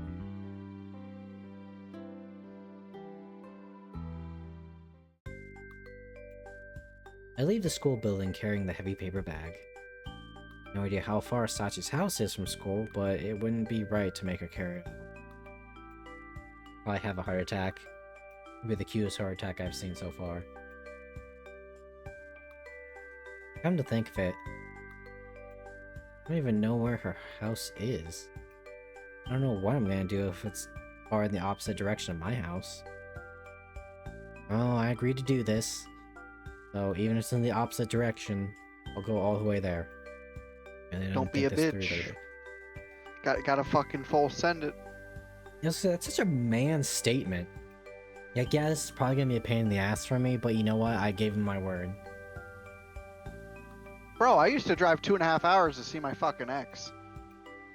You cannot say that was not commitment. That was commitment. I didn't think about it. Was it for the wrong reasons? Yes. However, I did it. Well, he did it. He was there. Like I'm tricking her into showing me where her house is. That kind of creepy if someone you've only known for a few days out there finds out where you live. What if she thinks I'm creepy? Pot? Oh, that reminds Kettle? me. I need to. Black? Wait a minute. He says Wait. you're black. What? It's a turn of phrase. It has nothing to do with race. Black?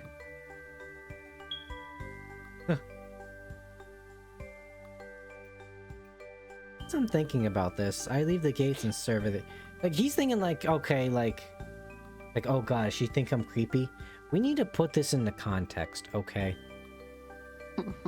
This girl is a social outcast. She has no friends. All beat up. And all she does is read. She is probably gonna need to change her skirt after probably what's going on here. You know what I have to say to this statement, Hawk?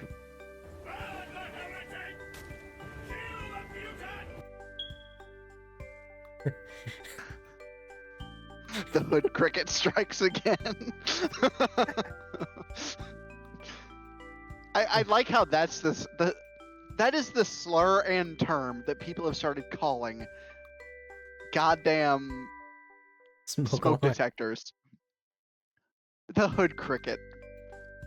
Because us lowly white people, they hardly ever go off. Or they go off once and we fix it. Not in the hood. God forbid in the hood they have batteries. Well, see, oh wait, no, they have batteries, but they use them for other reasons. I have to fix mine immediately because I have 3 dogs. I don't have a single smoke detector in this house. And do you want to know what I've been doing? Painting with rattle cans in my basement. I am high as a kite off fumes. God. If I die in my sleep, I die in my sleep. I'm kidding. I fucking opened the door. I'm not that stupid. But still. Vulcan, this is probably before your time, but do you remember there being an Osmosis Jones show? Yes, and I'm not that young, you fuck. Well, I mean, I was young when it came on, and I only remember that show being on for like a year. Yeah, and they replayed it on fucking Nicktoons when I was a kid. Oh, it was Cartoon Network. Because you just sort of unlocked a core memory of, like, what was his name? Fucking Hector? The teenager? Yeah, the teenager. Where he just, like, snorted fucking old paint that one time when he was, like, painting a house. Dude, I love Osmosis Jones. Such a weird show. It was weird, but it was funny. The movie was goated. The movie was... And apparently, it was crazy, but it was dude, good. For some reason in my recommendeds, keep in mind, I've not talked about Osmosis Jones from my phone to record what I'm saying without my permission. This just showed up. There's like edits of like the red evil guy in Osmosis Jones with just like a thirst compilation. Like, what the fuck? That says more about you than anything else. No, that's the thing, Vulcan. I don't know where that came from in my recommendeds. Because, like I said, I haven't ever spoken about it over like a microphone or near my phone for them to like listen in on me. I haven't ever looked up anything related to Osmosis Jones. Fuck, dude, most times there's like thirst trap shit. I know it's bait and I don't click on it out of the principle. So I don't know where that came from. I think it might be a psyop. They're trying to condition me. It's like every time I see like, you know, this fucking like femboy video, like, I'm not clicking on that. I know what you're trying to do to me, Google. No. I have boundaries. Oh, it's not Tuesday yet. Whenever the clock strikes midnight, I got a video I gotta post. Homeboy Tuesday? Yeah! Hell yeah, now that's the good shit. It could be fun though. No. Lex, you need to understand something, okay? I'm a male streamer using a PNG avatar. I have to walk a fine line, otherwise I'm gonna slip on a banana peel, and I'm gonna wind up as a femboy VTuber. And I refuse. I mean, realistically, it could be far worse, but then again. That could be like the mutual streamer that we both know. Dude, I see. Oh, I left his server. I left his server and I banned everything to do with him. He is a problem. You say that about fucking everybody. Well, it's just like I saw like the like degradation first. It was just like I'm back as a VTuber. Like okay, and all of a sudden I see the femboy tag. Like oh no, he fell down the rabbit hole. And then it became flirty vibes tag. Like oh no, he really fell down the rabbit hole. And now I think all he does is stream VR chat. You avoid that by making Vulcan the femboy. No. I am okay. My preferences are a little smidge different, right? But no.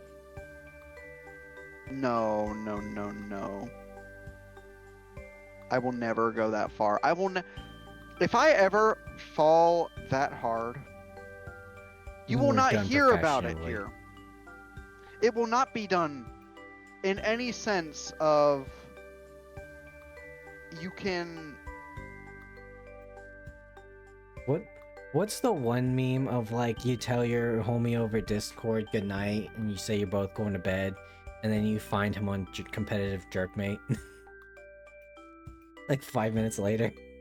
Well, that's a fucking meme and a half, I guess. Jesus Christ. But like there's a difference between broadcasting what you like and then just liking what you like. Like it's why I have an issue with like the overall degeneracy in Discord as a whole, not like specifically Hawk server, just in general. Because I don't agree with being open about it. Like open to the point where you're like beating it off with your fucking bros. Like yeah, no, that's weird. Come on now. Well, even then, like you post shit not safe for work. We all know what's happening there. We all know. We're not going to admit it, but we all know. It's 3 a.m. and this guy posting stuff. But let's put it this way. We all know what's going on. You can talk about things you like, you know, as long as they're not, like, abhorrent. But, you know, it's different than going into a fucking, like, sex RP server and posting your kinks to do, like, RP shit. That's when it gets a little too wild. I honestly say that channel is purely cultural for me. Like a fine. Thank you. You're not the first person, Lex, to compare my sauce to fine art, but I appreciate it nonetheless. Good to hear it. I mean, I just disagree with it because I have my own issues. That is just the end all be all. Vulcan, you've been with it for 5 years now. You didn't post anything, but you watched for 5 years. Yeah, and I have my own issues. Infer what I fucking mean so I don't have to say it. I may be the last. I don't know. I find some really good, like, artistic stuff. Or, like, some really, like, really good wholesome stuff. I still have the sauce of wisdom.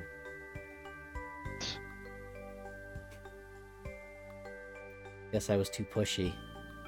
I didn't even wait for her to agree to let me walk her home. To a girl like her, with a boy offering to walk her home, oh, you know she's gonna take that. It's like, look, okay, I'll be real with you guys. I did not like Neko Para's Catboy Paradise. I thought it was boring as sin, especially that 5-minute segment explaining how the POS system works. But I did learn a lot. That cringy scene where, like, the big muscular homie Catboy, I just chose him because he was a bro. Vulcan, you weren't here for this part, but you wanna know what his big, like, first segment was?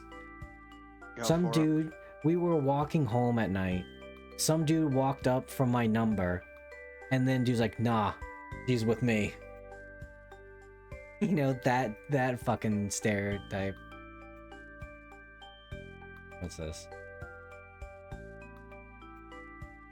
Oh goddamn, Lex, I might have to ban that. That's some lewd fucking hand holding. Oh my god, there's a ring on that finger too.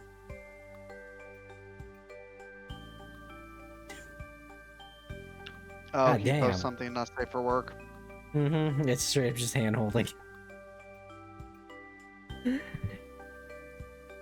If she decided to go home on her own, it wouldn't be out of place. And I would not have the right to complain anyway.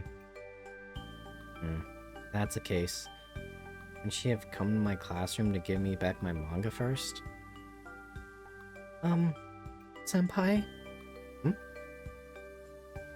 No sooner do I hear her voice than I realize that she's standing next to me looking up. Where the hell did she come from? She really snuck up on me. Dude, I feel that. I can't tell you how many times in my life I've just been, like, around and people don't realize I'm there and I accidentally scare them. My dad calls it me Batmaning people.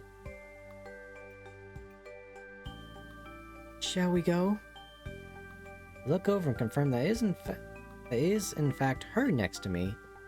Then watch as she quickly leaves the campus, staring at the ground with an uneasy expression. Seems like she wants to avoid being seen. Continue after her, holding the heavy paper bag along. About 10 meters on, we turn down a narrow side road. She slows down to a normal pace before turning back to look at me. She then stabs me and then rips my kidneys out, screaming something about her being eternal and a turtle. And then I bleed out. Game over. Lore accurate. Lore accurate, yep. Wait, did you actually die? No. Seems I've forgotten what she was about to say. Sorry for forcing you to do this. You must think I'm a jerk. Real dickhead. No, you're not a dickhead. I mean, a jerk. I wouldn't go that far. You're not a fat. Anyway. No, you're not a jerk. I just think you're a little bitch. I just think you're a fucking insert F word here. One day I'm just gonna. One day, Twitch, you will hear the wrath of my voice. Day you do that, we're done. I don't Done care. Professional. The day that happens why is that so important to you, Vulcan? The day that happens is I've been pushed to my breaking point. Yeah, you so keep it's not bringing anytime your soon. ass Don't you around worry. here. I like my freedom of speech. If some bitch coomer at the head of Twitch, because that's what they are. That's actually what they are. I mean, come on now. They allow That titties. old man. Like, come on now. If that man cannot allow me to say my slurs but allows some titties, I'm sorry, but there's like a fundamental issue then. Yeah, but here's the problem, Vulcan. You won't suffer the consequences. I will. You couldn't keep it out in your mouth. Anyways. I can't say anything that's not incriminating. think I should go home alone. I don't want to cause you any trouble. Me too, buddy. Me too. Sorry about that, Sachi, or whatever your name is. I completely disassociated again. Some of you may die, but that's a sacrifice I'm willing to make.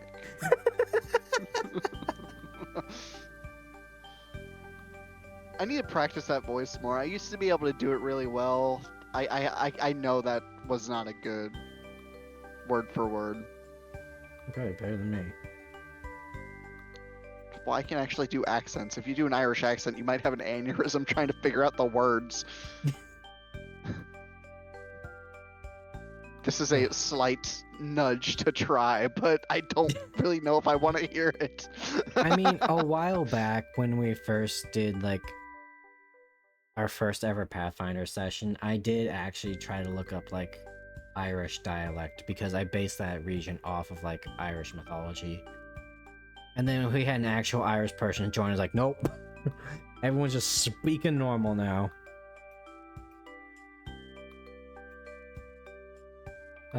Oh, what's wrong? You don't want to make fun of people. You don't want to make fun of their little funny accents.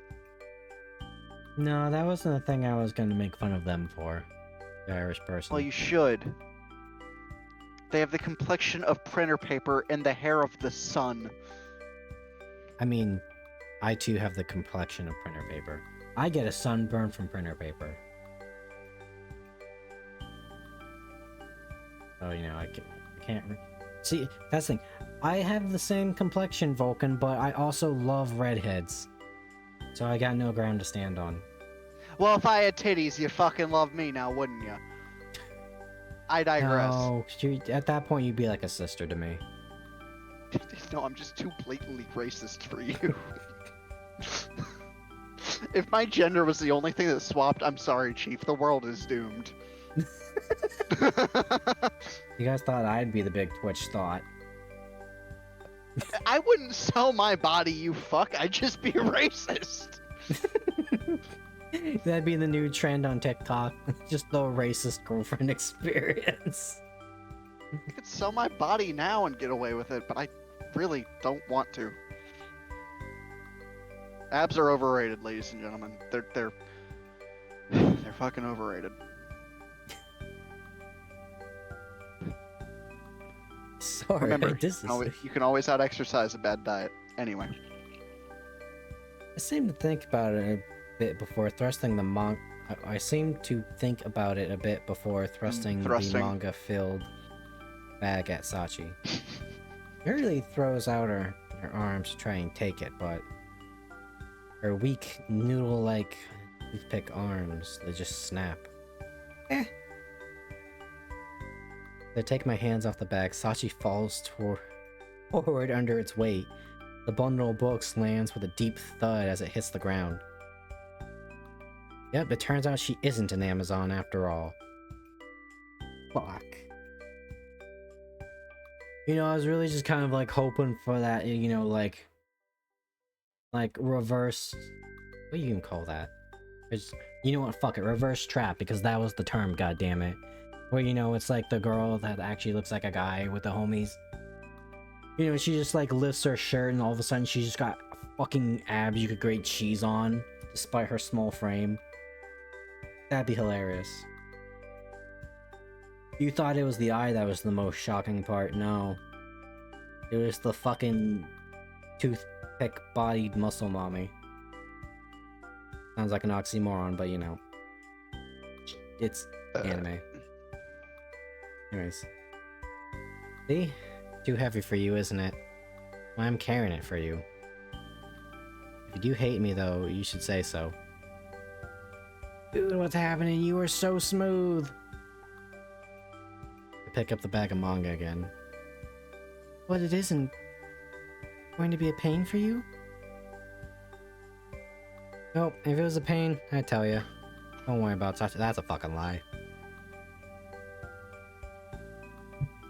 What's the old joke? Like, so if I carry more chairs at once, they'll notice me. Would either one be in a pain here? If you think about it, isn't following someone I barely know to her house kind of rude? No, I don't mind if you're following me to my house. Really? I'm glad then. So, which way is your house?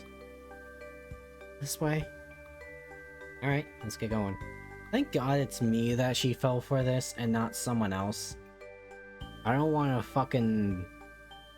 What's that game called? I don't want a before dawn situation, or until dawn situation, you know? Okay. Two of us start walking at a steady pace side by side. Thought she takes short steps, but since I'm weighed down by the heavy books, I match her own speed perfectly. Gosh. You know what I'm talking about, the beginning? What's up? Which way is your house? If it's the opposite direction... That bitch threw a grenade at me. That's the case. I can carry that. Sachi just chucks a grenade at us. Oh, fuck!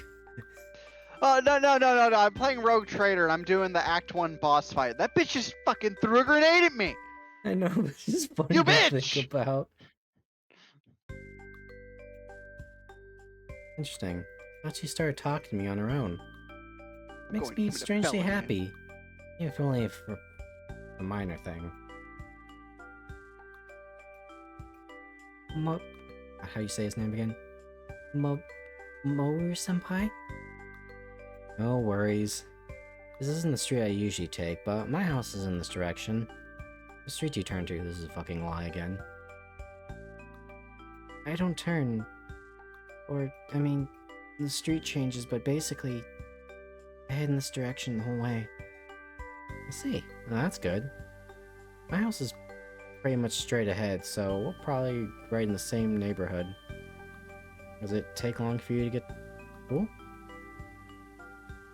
I think I'm pretty close. It doesn't take too long or anything. That's so? Cool. Isn't that heavy? Or I think I can help you carry it. I'm telling you, it's fine. I did drag all this to school from my house this morning, you know. Yeah, I'm pretty strong. You know, I could probably pick you up. You know, Princess Carrie, if you want. Okay. Sorry. This bitch lying! He can't lift a 5-pound weight! Joke's on you. The only two books you picked up were actual books, the rest is paper mache. Joke's on you, kill yourself. End of story. Just end myself right there, visual novel ends. Come on, I'm the one who Just as invited God myself to come intended. along with you. So there's nothing you need to apologize. Vulcan, Jesus loves everybody. You're not doing anything. Are you sure about that? Yes. I mean, yeah, he probably like fist fought Satan, but you know, that's a different story. Jesus opens his arms for all, and I shall too. Well, okay, thank you. Why is he talking about Jesus now? I think you messed up the word, arms for legs. Well, that too, but you know, that's where me and Jesus, that's where, Hey, you know... that's the, You know that end scene in, was it Fast and Furious, where, you know, like, they go down two separate roads? That's what happened. Like, you know, we're both there, like, we open our arms for all. And then, you know, Jesus, he goes down his road, and I go down my road.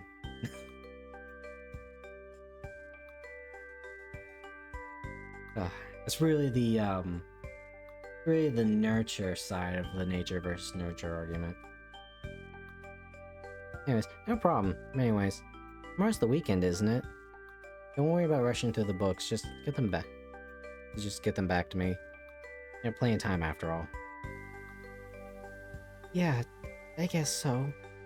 Thank you. Two of us lapse into silence for a while as we continue on. Don't me. You know, if we start dating and when, you know, Protag Kun here and Sachi have sex, you know that's gonna give her a big confidence boost in herself. Make her realize she's not an actual freak. Somebody loves her. On the way, I noticed something. Even though we're generally headed in the same direction we were when we started, Sachi keeps changing streets. I think it's because she's avoiding streets with a lot of people on them. On top of that, whenever we get to the end of a street, bows her head as she walks down the ground. Come long before that, to be honest. Like now. Well, yeah, that too, but you know, we just keep adding more. Just think of the revelation that, you know, someone's willing to make love to her and cuddle with her. Treat her as a princess, you know? Hey, is this your house on the other side of the shopping mall? I want her to stop looking down, so I try to strike up conversation again. No, we're not going that far. It's just a little further from here. We should be able to see it soon. I see. The house is a little ways behind us. Different street, but we really are in the same neighborhood. Oh, really? Oh, that's my house over there. Nice house. Points at a house a little ways ahead of us. Oh, this is your place, huh? Arrived at a solitary, small, nondescript house. The perfect house. Thank you very much. I can take them up to my room from here. Okay, sure. I gently hand her the manga, making sure not drop it into her arms this time.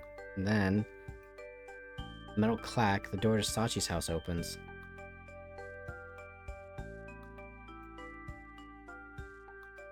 I'm a loyal man! I'm a romantic man! I'm a one-woman man! Surprised, the two of us turn towards the sound. The one who comes out stares back at me for a moment, but she quickly focuses on Sachi, narrowing her eyes. Aunt Mayumi, are you going out? Oh, that's a chaos spawn. That's not okay. Oh. You winning, son. No. Sachi looks like she's about to cry as she lowers her head. Trying to wait, I'm hold about to on. cry too, you weird anime fuck. Okay, now hold on. Because, believe it or not, chat, I do have morals, and if she's a piece of shit, ain't no amount of milfitude's gonna fix that. Oh. It's like, Hawk. what's her name?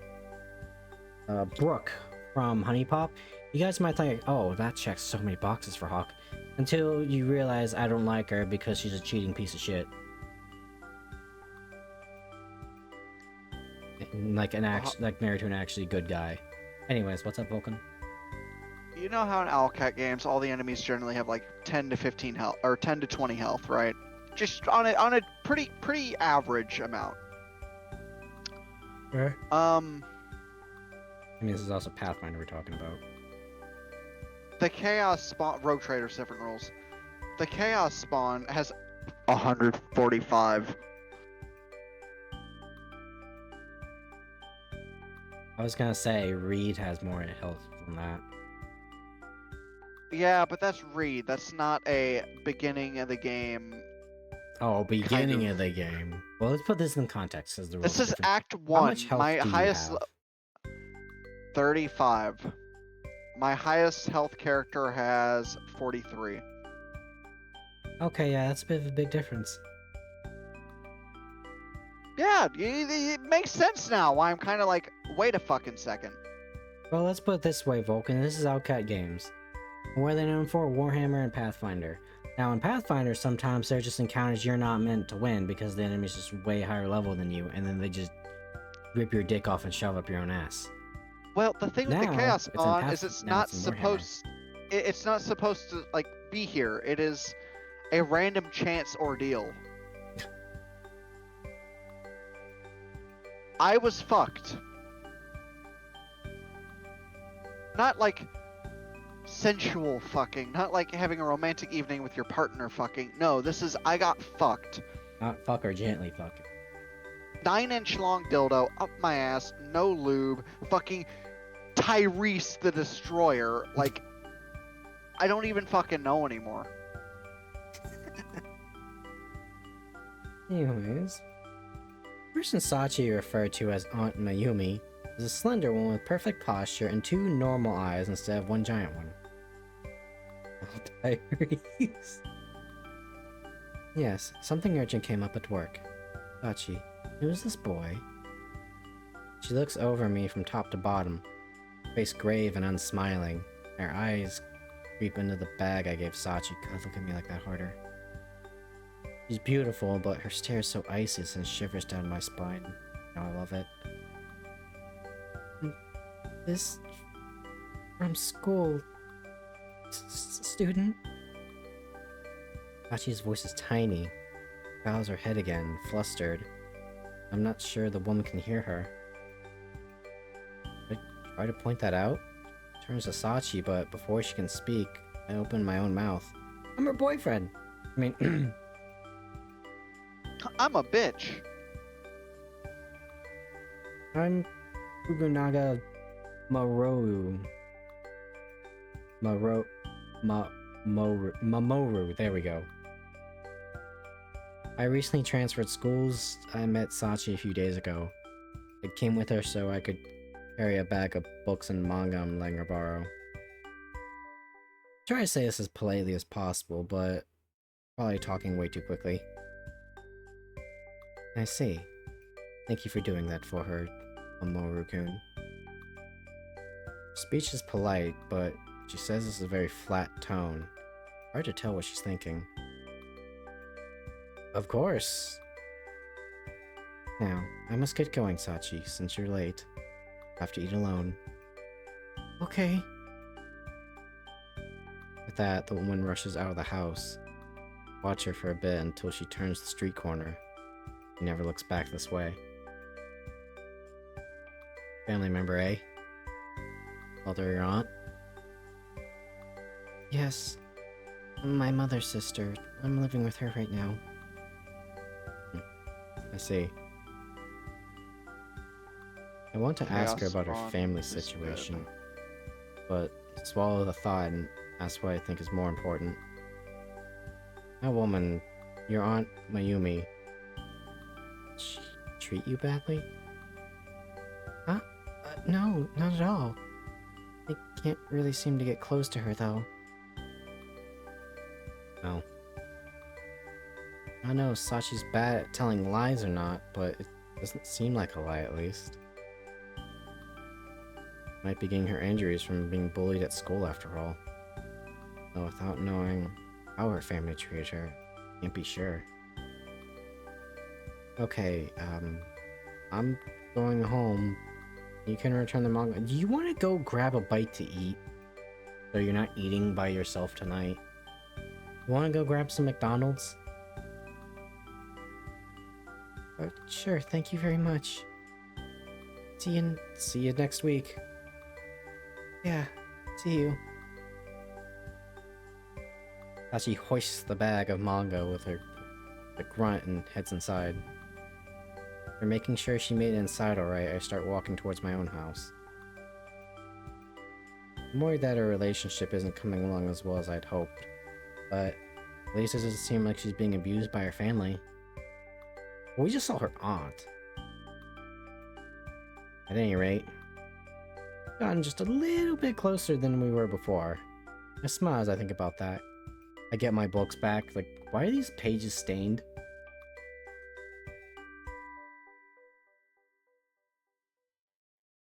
Show up at our house there. Oh hey, it's my pen. Oh my god, she's so cute. Oh my god, that smile. No, don't block me.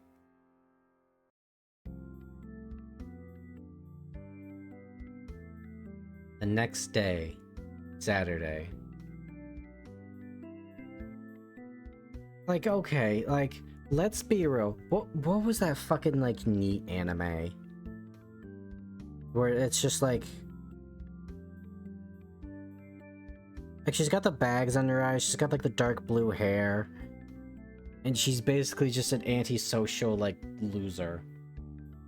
And it's like, to a point it's depressing. Fuck, gotta be more specific. Yeah, like, it's not really gonna...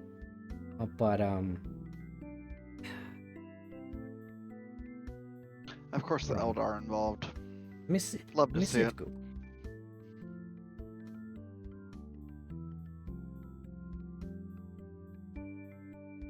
Anime about neat girl.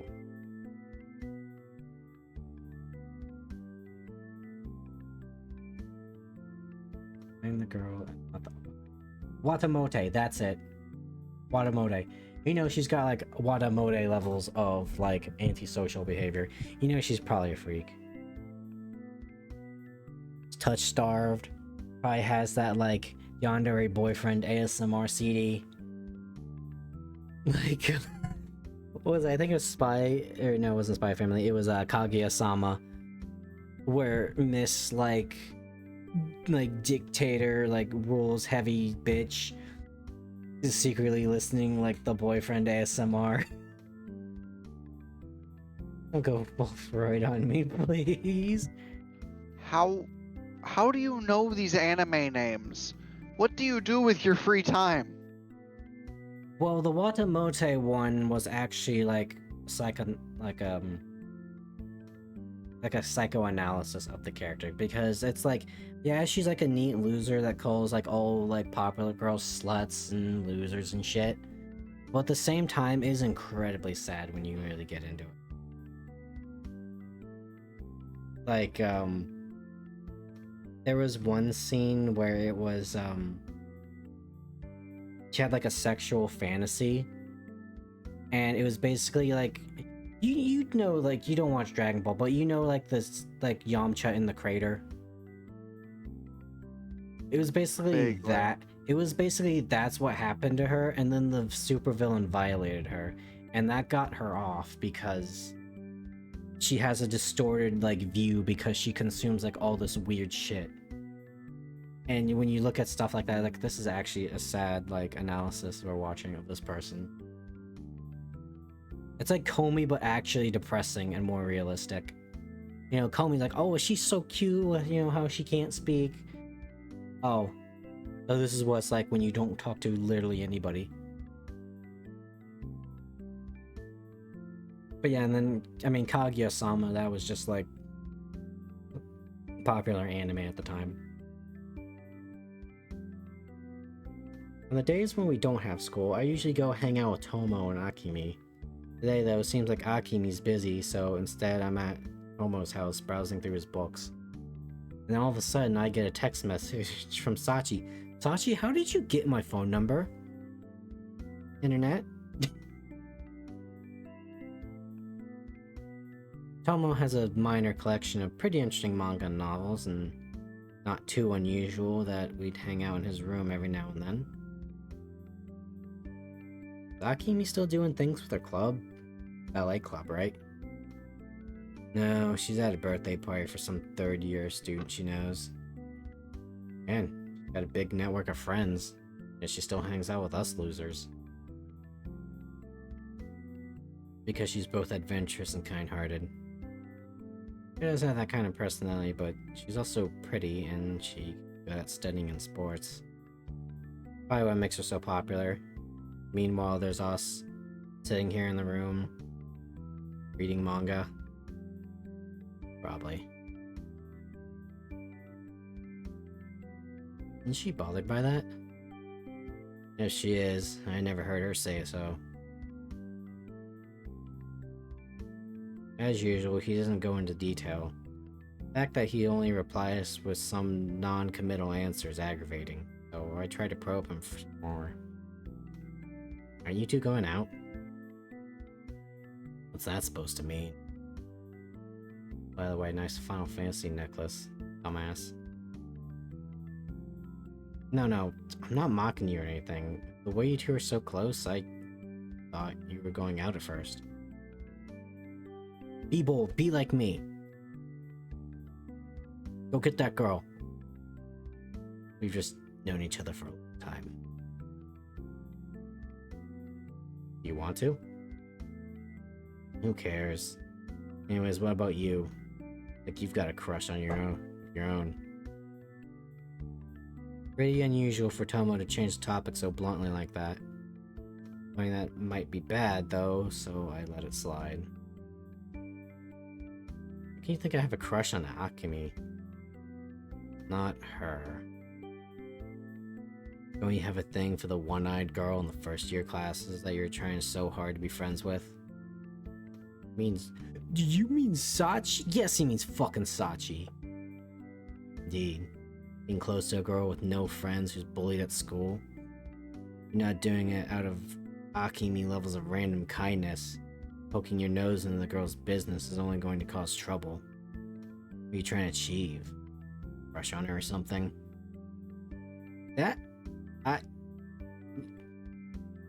No? Come to think of it, I never considered why I want to get close to Sachi so badly. Yeah, I just got involved because I pity her, like Tomo said. And then I only wow, you are fluctuating, my guy.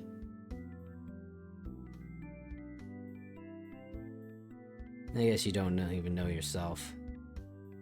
Feeling uneasy with the silence I created between us, I blurt out the first thing that comes to my mind. You're probably right. Suppose there's no need to answer like that, though. No, anyways. What's going on with her? Oh, I ended up walking back to her house with her so I could give her some manga. Give her the manga all at once. House. Pretty daring. Yeah. Turns out you can achieve amazing things when you take that step forward, you know? After that, I tell him about the time I spent with Sachi so far. I was a little hesitant when I started. As I go on telling Sachi's story, I reflect on it all and realize I've actually been having a good time. Not like we did anything especially fun, but I have enjoyed talking with her. Still, am I really doing this because of some kind of crush on her? Yes. I feel like it's not an easy question to answer. I just answered it. So I try to shake it off from my head. Not like I need to answer right away anyway.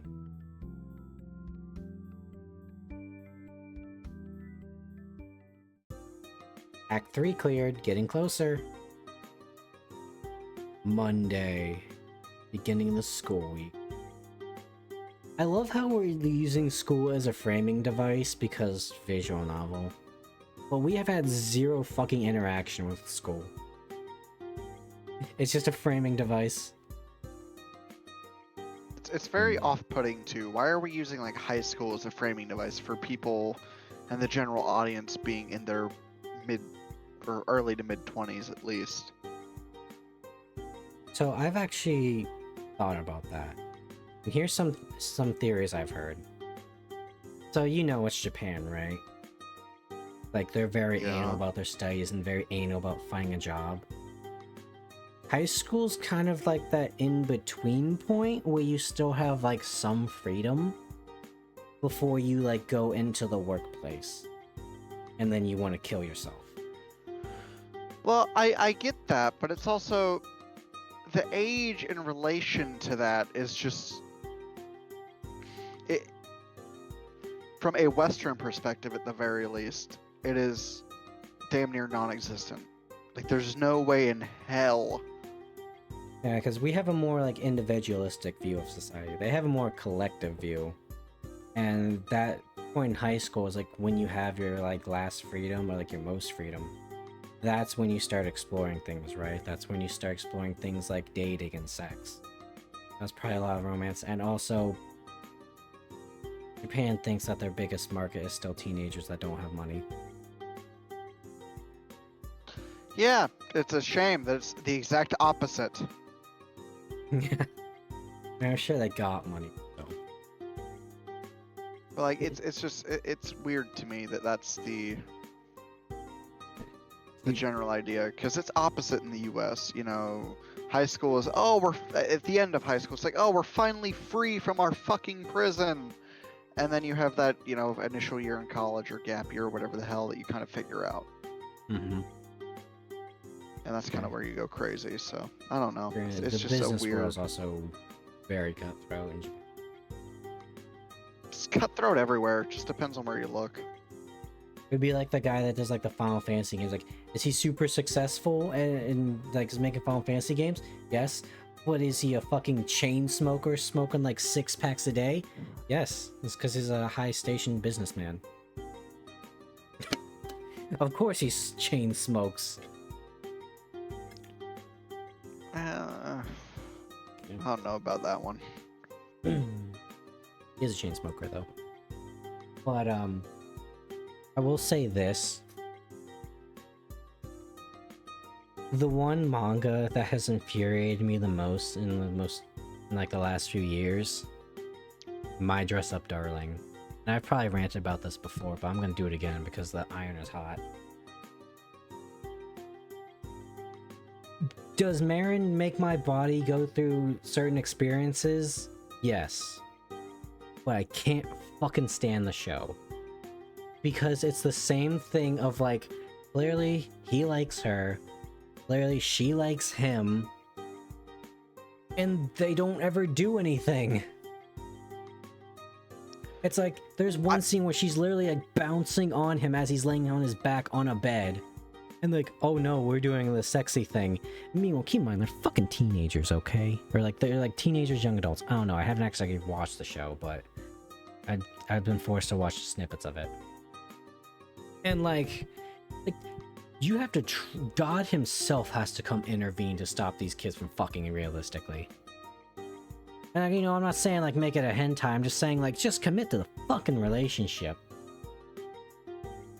You know? It's like, because you can still like do shit, right? It's like, oh, Kaguya-sama, they go to college together once they graduate high school. Or like, Skill Teaser Tagake-san. Original series, they were like childhood friends, I think, or something, and they like were falling in love. And then once that series ended, they became adults and the series became them actually like married with a kid.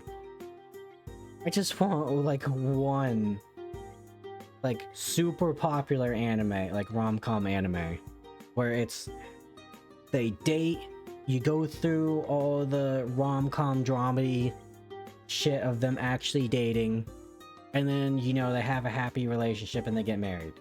Because as soon as that becomes popular, maybe then they'll change the fucking blue-balling status quo. Well, no, and here's the thing that fucking pisses me off about that too, is that it sets a precedent that a lot of people follow subconsciously or willingly. That, oh, to get a woman, I have to be awkward and anxious and I can't make the first move. No, because it's fucking ridiculously easy to get into a relationship. It is actually obscenely easy. All you have to do is be fucking nice, share something, you know, common interest with the woman or partner, whoever the fuck you're trying to get with. It's that easy. It's not the song and dance of, oh, I'm afraid of you. Oh, I don't want to do this. Oh no, it's a woman. But that's how it fucking is. That's how everyone on fucking Discord acts. That's how a lot of people who watch this shit acts. It's not hard. The thing that gets me is the will they, won't they. Like, obviously, yes, they are going to. Don't have me go, like, 4 seasons of, oh, is this gonna be it? No, because it's like, oh my god.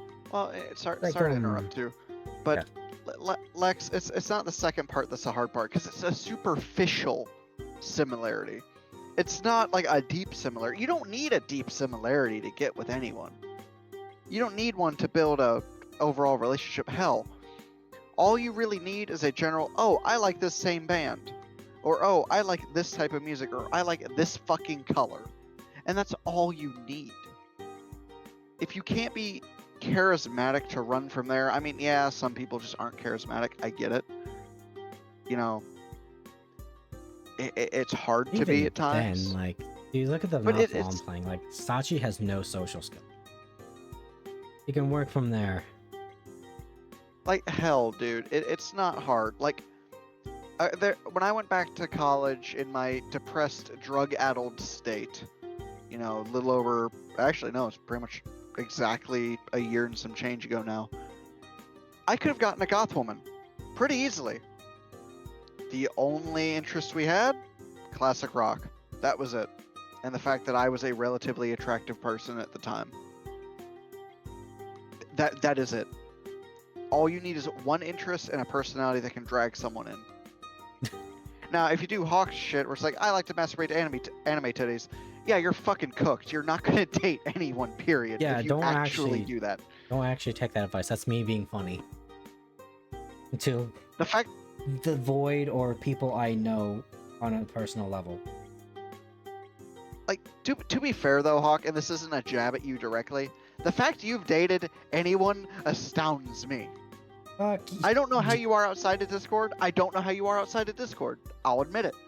But with your personality, it's kind of crazy. Not to take a personal attack at you, but how the fuck do you get bitches? Like at No, all? because I'm not actually like judging you. I'm just saying like, how? Share your secrets. What have you done? I'm a social chameleon.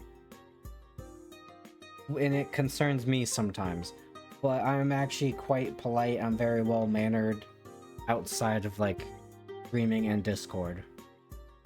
I beat So all it myself up a takes- lot, but apparently I'm very competent at what I do as well.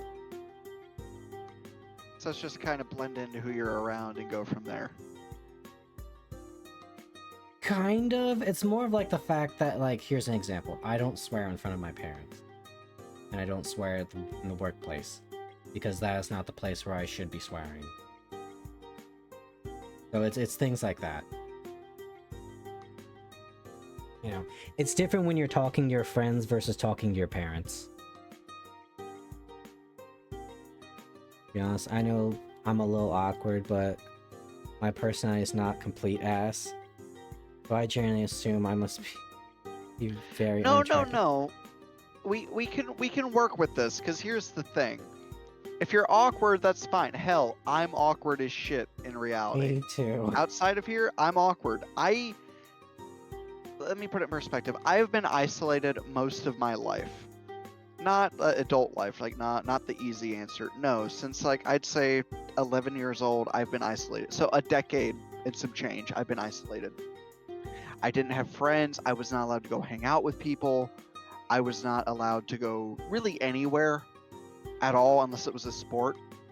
Preach, brother. You know, and then I went to well, I mean, it wasn't like a simple like, oh, we don't have the time to take you. It was I'm not fucking taking you. It was a very heavy-handed, no, you're not allowed to do this.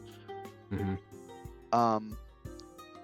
And like, yeah, that fucked my social skills, because I went to high school, I wanted to die, I was awkward. And I got to college, I was still awkward, but I was able to get around it. Yeah, same here. I used my other strengths to my advantage. Not consciously. Hell no. It was never consciously. But like, the reason I was able to blend in so well and fit in initially was guitar. I played guitar. I was okay. I wasn't good. I was okay at it. And I could learn quickly if I really wanted to. And I used that, my knowledge of music, to kind of just talk to people and to eventually end up with my ex. And just things like that. It doesn't come down to being attractive. I was 245 pounds. And I had a hot bombshell of an ex. It's not looks that matter. I mean, especially nowadays, I feel, right? Where like you just like go on the internet, right? And you see all these like Instagram and like TikTok thoughts. Like, I feel like it's just more refreshing to have like a person that's not like a 10 out of 10, you know? Like, it's not. I mean, to be fair with my ex, you know, 10 out of 10 is very, very, you know, eye of the beholder. Because I'm pretty sure I've shared a picture at some point of me and her. You know, it is what it is. But like, it comes down to like, how well do the personalities meld. Like it's kind of, well, sorry, yeah, I'm sidetracked. So Lex, it's not. I'm sure you fucking know this. You're all older than me, like significantly. So here's Like here's an idea that kind of ties in with yours and what Lex said. My last girlfriend, granted, you know, now my ex-girlfriend, is with good reason though. They were kind of psychopathic. I met them at my local game store.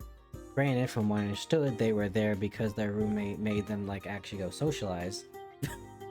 And I just straight was like, hey, you wanna go play? I got a Pathfinder group. You wanna come play Pathfinder with us? Because we were just like the only 2 people around the Pathfinder section. You know, that was 5% of the store. The rest of the 95 was Warhammer. Base. Yep, I've been there. And then so from there, it really only takes just like that one yes. You just gotta keep trying. But then also going to kind of like Vulcan said about gelling, like, was she cute? Absolutely. I had the big titty goth GF. But after a while, our personalities just didn't match because she was a lot... I mean, you guys know me with the sauce and stuff. But I'm very much still like, just don't be a coomer. Appreciate it and have a conversation about it. You know, give me a thesis. She was a on your coomer. favorite I'm just gonna Doujin cut him off artist. and say it outright. She was a coomer, and there's just things like eventually it started rubbing off on me in the wrong way. Interpret that how you will. And it was eventually just like, I think we should stop. Don't interpret it as you will. He never got anywhere. Not from her He lack was of afraid. trying. He was afraid. He had every chance. He was afraid. I'm sorry, Vulcan. I'm saving myself for marriage because I'm a romantic like that. I can respect you for that, but I also I'm too far gone for that too. So I can't do that anymore. And I am He perfectly hated fine Jesus with that. because he spoke the truth. I can respect you for doing it. I, however, like the pleasures of the flesh. You see, here's the thing. With Slanesh, I'm further gone than you. I will always be further gone than you. Fundamentally. Yeah, no, like we joke about like Slanesh, but in reality, as soon as like I feel an ounce of pain, I'm like, no, I don't want to do this. Hawk is I don't far wanna get too closer to kinky. Korn or Nurgle. Yeah. Yeah, it's sad. And I 'cause, am like, significantly closer to Zeech, Korn, or Slanesh. Because it's just how I am. I'm a fucking degenerate, I'll admit it. I don't like watching porn. I like fucking doing it. But that, you know, that's entirely besides the point.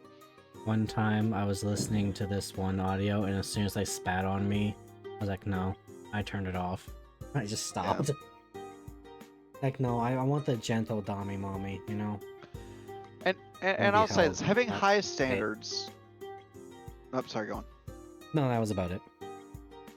But Lex, with having high standards, it's a good thing. Obviously, you want to know what you want, and hell, you're both older than me, so it's having those set standards to begin with. Good. But looking for something incredibly niche and only kind of accepting that, you're gonna dig yourself a hole. You kind of just admitted to that. But you're not gonna be able to get out of that. Not easily, at least, if you keep pursuing it. What I recommend, it's not that niche, but still, it's a generalized. What I'm trying to say is just go with the flow. If you meet someone that you jive with, even if they don't meet every criteria, then go for it. I mean, hell, me and my ex, she was into anime. That was the only like major similarity we had. She looked at other things. She played other video games, other things like that. It's just gotta go with the flow. Also, I go with the flow, but at the same time, also, I don't just say yes to anybody that asks. And don't actively look. If you actively look, you're not gonna find the right one. If you kind of quote unquote give up and just go about your day and be social and be happy, you're gonna find someone pretty damn quick. That's just how life works. If you're happy and content with where you are in life, or the goal you're pursuing, and you don't have a desire for romance, it'll just show up. But if you also shut it out entirely, then you're kind of fucking cooked. This reminds me of the conversation in Alan Wake 1 of these two older gentlemen are discussing like the concept of like there's someone out there for everyone, like that special someone. And one guy said, I think that's very cruel. Because what if you never find that person in your life? Or, you know, what happens if that person's gone? You're essentially just fucked. So, you know, the concept of your one true love can be pretty damning. So just like... I don't know if I want to say get that out of your head, because, you know, at the same time, some romanticism is nice. It doesn't make you want to go purchase rope. Romanticism's nice, but only if in the proper context. Because my whole relationship, I think I talked about it, it was my first major relationship ever. I've talked to other women, I fooled around with other women, hell, I had like 1 or 2 excursions over Discord. Like, none of that counts. It doesn't exist, to my mind. Yeah, I see you switching over. Good shit. But it's... in a major relationship, you can, you know, have your bits... What am I trying to say? It is... Hawk, you're gonna have to remind me what you said a second ago. I'm sorry, I went off topic. The concept of someone having one true love. Romanticizing. It's healthy to do in a small scale, I'd say. But my ex and I, we romanticized everything to the point where it was bad. Mm-hmm. Like, we did the, you know, 1 month, 3 months, 6 month, 1 year anniversary shit. That's fine. I don't see an issue.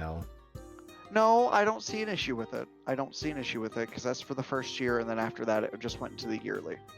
Okay, as long as it trickles in and you're not like It's a trickle effect. It's like the slow fading bleed. honeymoon phase. Exactly. That's what the goal was. But since I went to training and I was gone, we romanticized everything during that time I was gone. And then it got even worse when I had my phone regularly during AIT. And then by the time I got back, I was a different person. She was a different person. Neither of us had grown up. And then it was just a slow burn from there. Because with all that romanticized idealism, she wanted something very different than what I wanted. And me, in my childish ways, decided, I'm going to drink and smoke every day. I'm going to do everything I can to run away from reality. To the point where I damaged my memory permanently. Because by the end of it, I was like a child. I listened to her only, and I didn't think for myself. And by the time I did think for myself, it was too late. Romanticizing everything is a trap, is the end of the day, what I'm trying to say. You can have your criteria, you can have your idealism, but like, don't go overboard. Here's a good example of like bad romanticism. Vulcan, did you ever play Divinity Original Sin 1? No, I didn't. I used to watch gameplay when I was a kid, but I never actually played the game. There's one quest if you have Pet Pal where there's this this cat that lives in the inn. His name's like Tom or something. And he has a thing for Princess, the mayor's cat. And he wants you to go find, I think, like some fancy bell or something that basically makes it look like he has affluence. And so you go get that for him. And then she's all like, oh my god, Tom, let's go have kittens and, you know, all that. And it's like, it's clearly she only cares because it looks like he's come from some good stock. Not because, you know, Tom is actually like a genuinely cool guy. Yeah. And in that game, you have like roleplay potentials that give you like stats. And in this case, it was the axis of pragmatism and romanticism. Pragmatism is like, this bitch a gold digger. Like, she clearly didn't care until he got the spell. And then the romanticism was, oh, she loves him, or it was either like she loves him, or they'll grow to love each other once she realizes how great Tom is now that he's around. I'm like, it's obvious that it's gonna be a fucking gold digger. But that's a good example of like bad romanticism, you know? At least one that came to mind. I will also say this about the giving up and people saying nah. Let me give you some Papa Hawk wisdom, okay? My dad did this. I probably talked about this before because it's kind of funny. Is my dad, when he was still in, like, when he was young and he was in school, there was a school dance. Of course, I think this was a dance that was like not quite high school, so everyone was still like kind of awkward or some shit.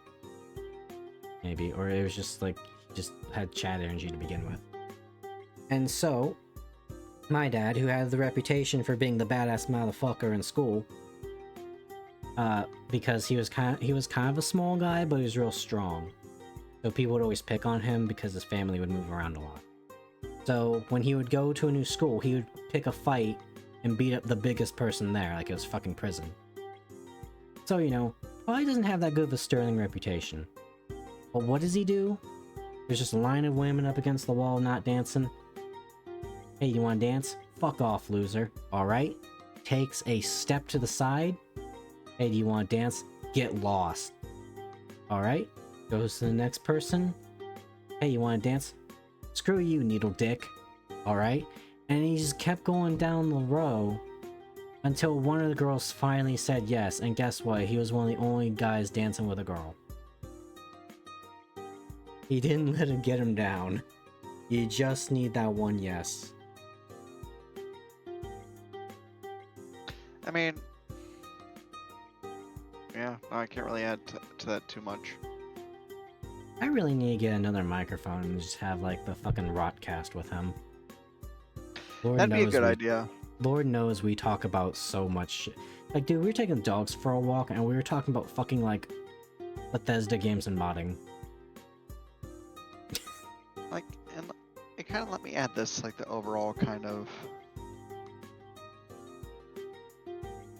like the overall how to like be more attractive, I guess, like women, ideally. If you speak to one and you can get that initial rapport going, even if you don't match up everything, as long as your core beliefs are relatively the same, I don't see an issue. But being cultured, not in the anime sense, Actual cultured. actual culture, like reading, arts, other things, dancing. Ironically, dancing. It's a good thing to know, and it's a good thing to be aware of, because it doesn't pop up a lot in younger dating, at least. I don't know about older. I mean, shit, y'all are fucking 5 to 10 years older than me at least half the time. I'm talking about the Discord in general. So, you know, Vulcan's a y'all do baby. you. But I'm more experienced in weird ways.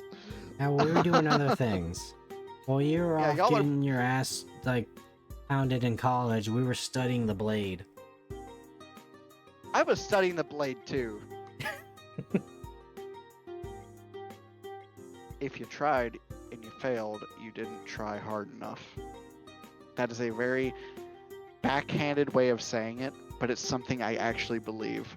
Because I fucked up in college and in school on multiple occasions and other things countless times, but I keep trying. Eventually I got there.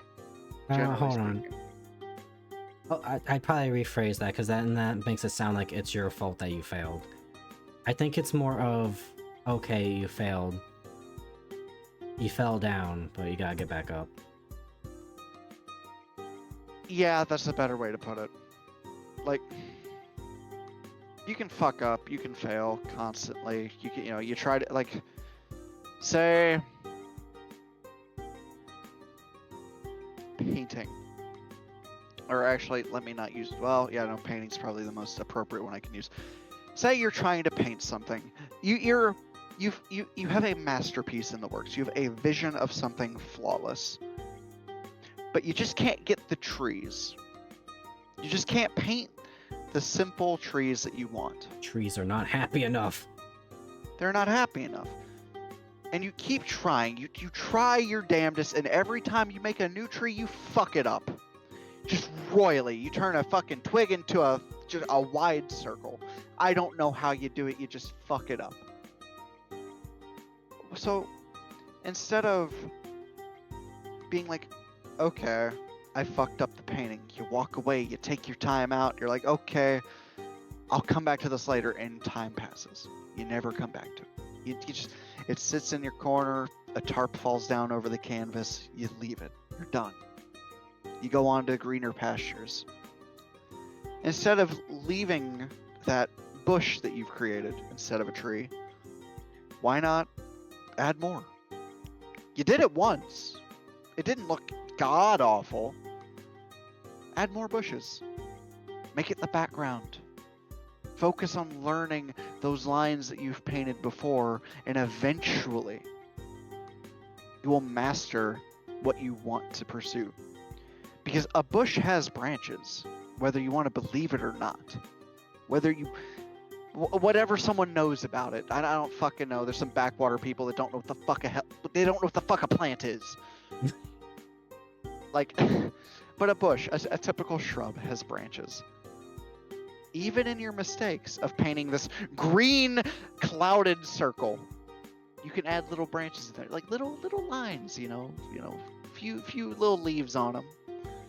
You've created a shrub. It's that simple. Keep going, keep building up, keep pursuing that. It's not perfect. You might never ever become perfect, but you'll get that mastery eventually. You will become the master of bushes. You may not know how to make a tree, but eventually, after drawing so many branches on a shrub, you can make a tree. Because all it is a vertical branch. There it goes. I'm just pulling up my Bob Ross painting. And it's bingo. Like, this is probably the most appropriate time to bring it out.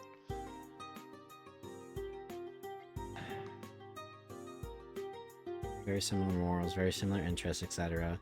I try to start doing things that they liked, other things to improve myself. Still didn't work. Not saying you're wrong, but it just hasn't worked for me personally. I mean, and I can see that hurting. It absolutely does hurt. It fucking sucks. It is terrible.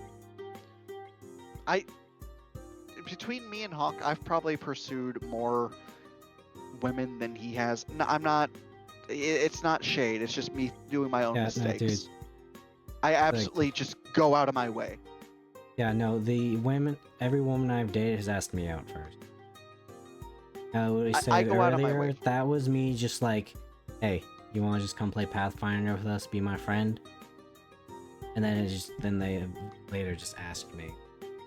But yeah, no like, shade. What I do is I go out of my way, and I had a conversation with someone recently that you all can probably infer the name of about this. You cannot match your personality to someone else. You cannot adopt what they like in the hopes of getting something out of it. Even if you don't admit to it directly, it's a subconscious want. It always will be. I'm guilty of it. Hawk's probably guilty of it. Everyone's guilty of it to some degree, romantically or not. Doing that comes across as very not genuine. Very, very, very backhanded in a way. Here's what I never understood about, like, pretending to be something you're not to cater to somebody. Do you honestly think you can do that forever? No, you can't. I did that with my ex, and it absolutely blew up in my face.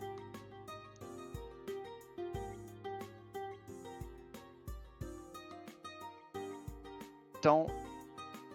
Figured I'd try it out. Maybe I miscalculated. I mean, I can see you trying to, like... Because, I mean, like, this is just how people work, right? It's like, sometimes you just kind of have to, like, be a bit malleable. Not necessarily like change who you are, but it's like And in the you and you workplace. and using the People, word miscalculated, it feels like you're overthinking it to begin with. Like, just go out there, live your life, be social, be kind. Don't overly think about it, and it'll happen. it's the Hawk method of puzzle solving. You were there when I did the Coffin of Andy and Lele puzzle. As soon as I stopped thinking and I turned my brain off, I solved that puzzle in like 2 seconds. Like seriously, I've shared this story of when me and my ex met multiple times, but it boils down to, don't count on it. Don't count on it. That's also a misconception. It's a very weird 50-50. But when I met my ex, I was chasing around another woman for 2 weeks. You know, we'd hang out in my room, blah blah. I had every opportunity to go somewhere with it, but she wasn't what I wanted, so I never did. That previous woman, I was down in the dirt when she denied me, because I eventually finally was like, "Hey, you want to go on a date?" And she's like, "No, you're sweet, but no." And that crushed me. This was my first heavy rejection since high school at this point. And lo and behold, after trying to off myself by drinking, because that was my go-to at the time, it still is my go-to, but that was my major go-to at the time, I met my ex the following day. Because I'd given up. I straight up had given up. But she had also given up. I'm not going to get into her business. That's her business. Y'all will never speak to her again. Hawk spoke to her, like, I think once. And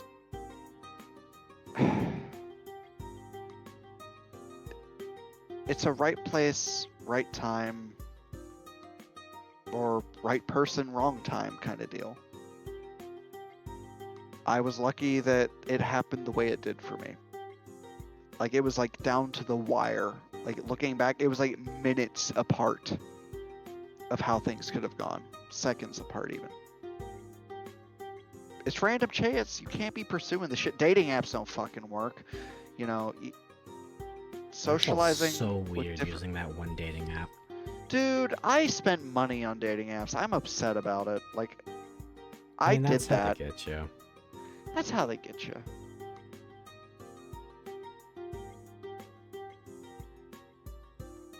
There's no other women and no alcohol.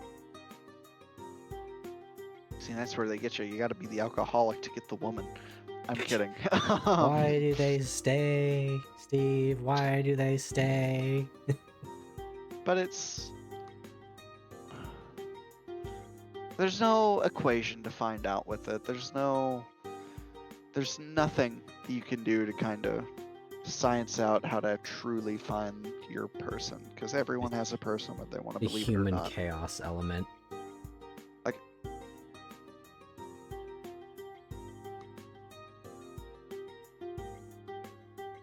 it's perseverance is the best thing I can say. Even in your darkest moments, in your least hopeful moments, where you think, oh, this is all is lost, or you go on a date and it doesn't go well, perseverance is all you can have. My rant's something other than annoying. And you'll find that person eventually, but I just feel the way you describe it, your social circle does not allow you to find that person.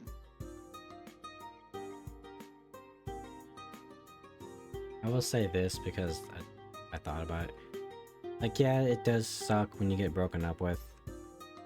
We've all been there. Or we get rejected. Hell, I think I'm one of the ones here that took it the hardest. Yeah. But, I was engaged. As much as it sucks, what are you gonna do if you, stay down in the dumps and, get disheartened about it forever, you know? Then you become an incel. And me and Vulcan, we met an incel. We know him for quite a bit. Oh, yeah, we did. Fucking stand that man's worldview because his options are pretty much he just gives up. Sure, you'll not regret that on your deathbed. Yeah. And then his misconceptions of so much shit got fucked up because he looked at the wrong shit. Yeah, I mean, shit, the goth woman I was talking to was like that. She was just too far gone. You know, sex would have been great, but just not fucking worth the stress. the religious girl, too far gone in her own right. She's great to be around. Like, she's a great friend. You know, I gotta actually go see if she's okay because she disappeared off the internet. But she's a great person. But like, I don't want that. I don't. That's dangerous. She is a freak of nature. But, you know, Most people my age are married. I want to see like new statistics Let on me- that because I feel like there's a lot of single older people nowadays. let me share this. Because I'm in a similar boat to where you're at. I don't care about the fucking age difference to the fucking wins. You're in a PhD program. I'm just a generalized student. My entire freshman class, everyone in ROTC that I went in with that stuck through, 85% of them are going to be married shortly. Hell, half of them already are. The majority have a very nice career already. They all graduate in a week and a half. I am the only one in that entire freshman class that dropped out fully and crashed out spectacularly. Like, not just I dropped out and I became an alcoholic. No, I dropped out, I got engaged, I fell apart. I fucked up. And seeing them graduate, getting married, hell, 2 of them have kids on the way.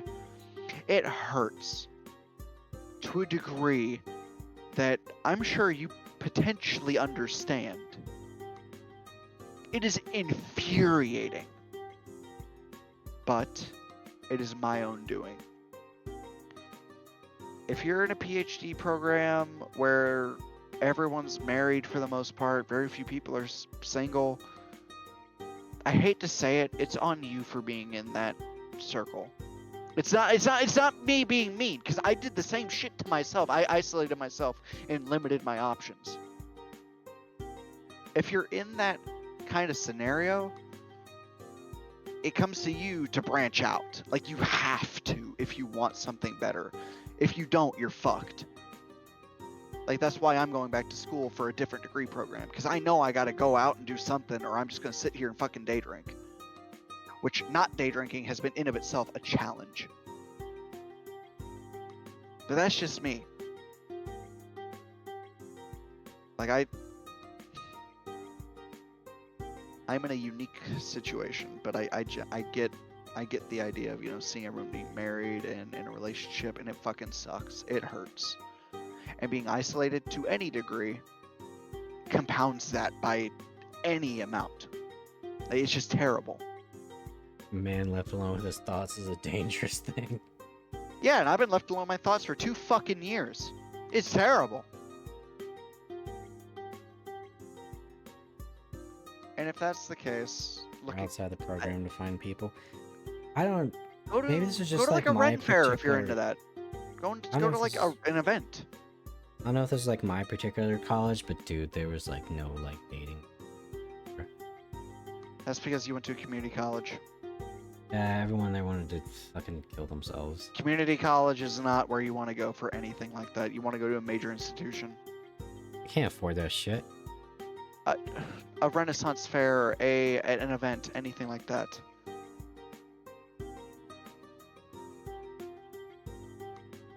Fucking knights, elves, weird people, big titty bitches with beer. Wenches is the technical term. Wenches. What's a winch? Is that what you do to get your bucket out of the water? Guaranteed, Lex. There is one within an hour drive of you. Make the drive. I'm going to one in June. It opens the end of May, goes all through summer. I'm fucking going. I don't give a shit. I want to go. It's cool. It's fucking 35 minutes. Actually, no, it's 45 minutes for me. But screw it. I'm going. I don't care. I'll make the time. Winches, just- beer, and armor. I'm buying myself a cloak. I've already got my outfit. God, dude, you just remind me of another fucking Papa Hawk classic. You ready for this one? Go for it. So who here likes Star Trek?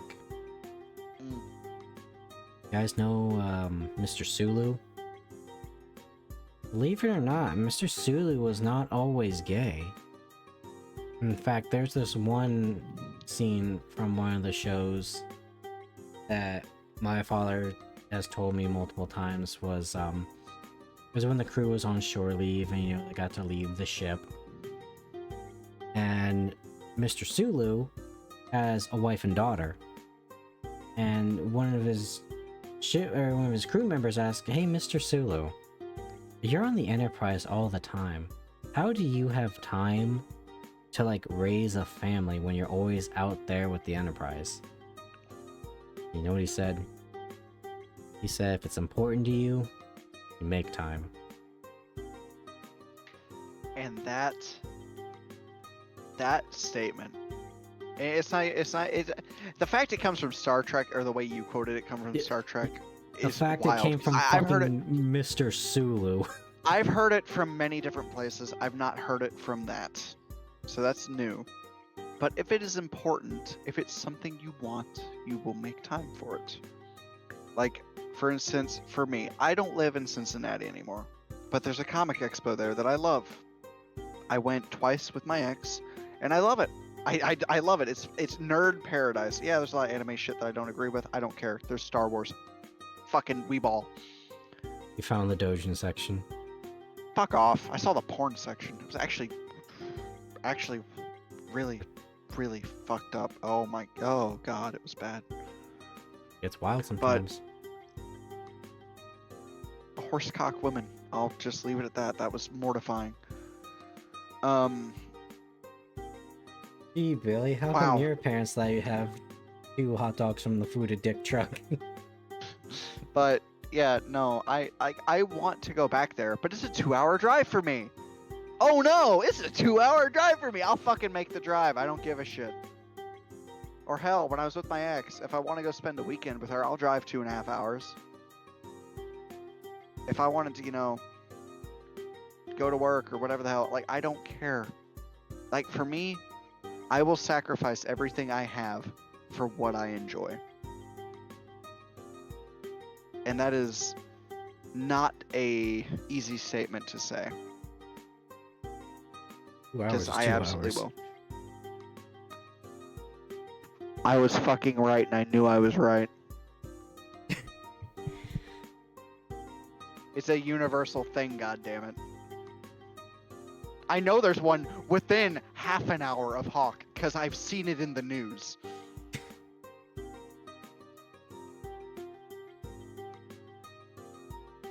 Don't lie, Vulcan. Lie on me. I know you're on my. I lived in fucking Ohio. I watched the Ohio news. I voted for your state. Your laws are now influenced by me. Yeah, fuck you for that, by the way. And then I left not even a month later.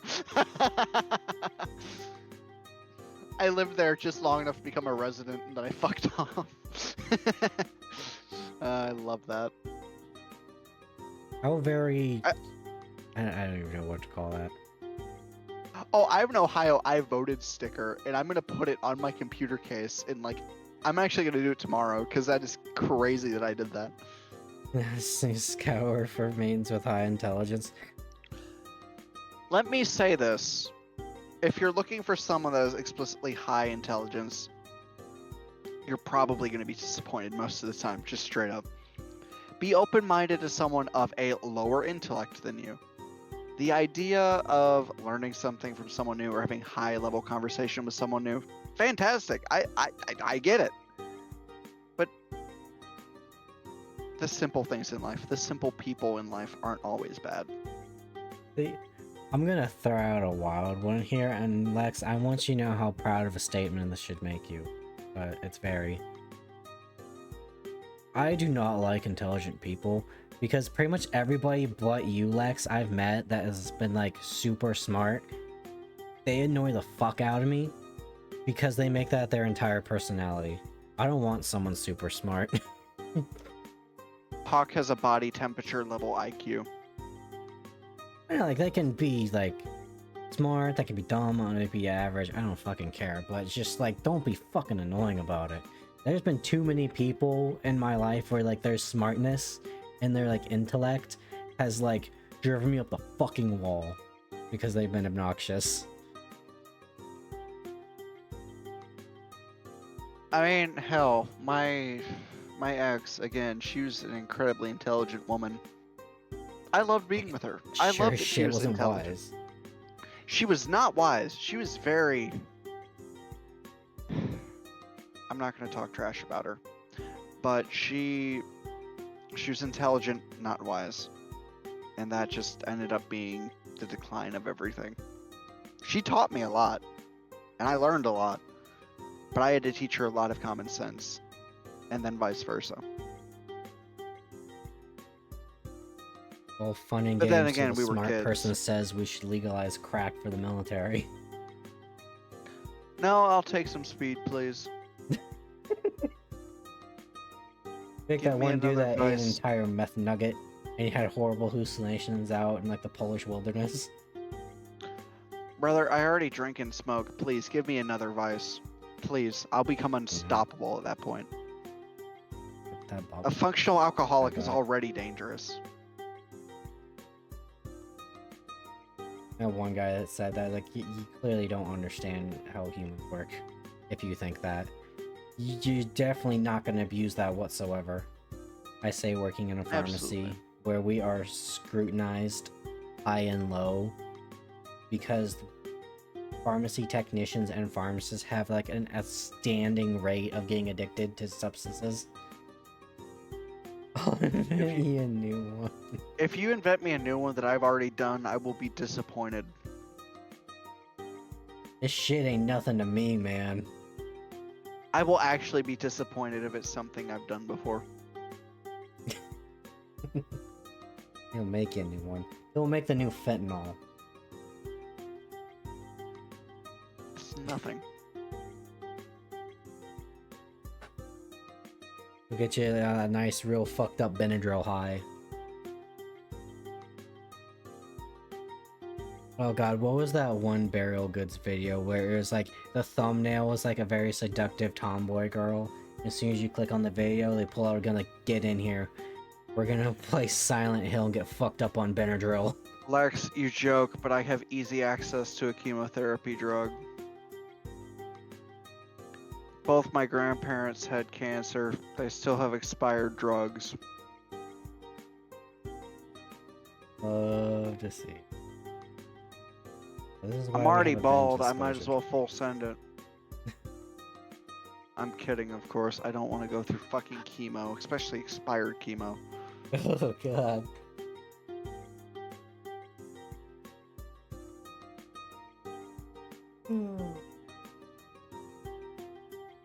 Ah. Joke's on you, I have shrooms. Fuck you, psychoactive chemo.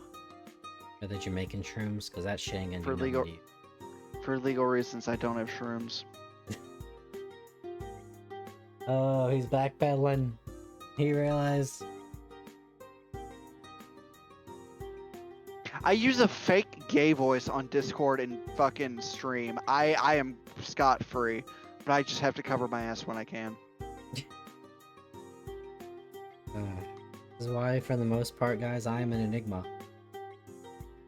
Like, yeah, I'll tell, like, stories about my life, but you guys don't know the crippling anxieties I feel. All I have to do is troll his game store and I'll find him eventually. Or ask for a very specific name. I'm sorry, what was that? I said I can find you is what my point boils down to.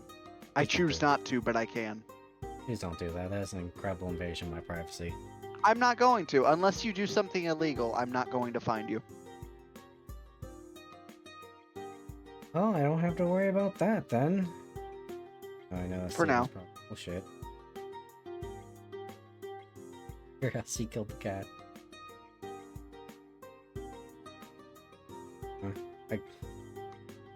Which, by the way, chat, I want you to know, I guess my birthday's coming up on the 9th. Not this 9th, like June 9th. Yes, I understand what that means. But, this conversation has reminded me that I should probably do something special for that day rather than last year where I did something very last minute. Well, in a odd turn of fate, I think tonight actually might be the last time I'm on stream. Oh damn. Because my schedule no longer matches anything going forward. Which I'm fine with, personally. Yeah. I mean, streaming's not for everybody. No, I personally don't enjoy it. I'm just here because it's like the one time I can hang out. I had a Because feeling. streaming has taken too much time, if I'm to be honest. But yeah, no, I mean, you will 3 hours not a be seeing night me on for stream 4 going forward. nights a week. Yeah, no, I can't do it anymore. I would prefer painting and reading over this, but where I have, in conversation earlier, kind of isolated myself, this is kind of what I got for a time being. But in an effort to fix my shit, so to speak, I'm just done. I'm just done. I can't take the mental stress of streaming.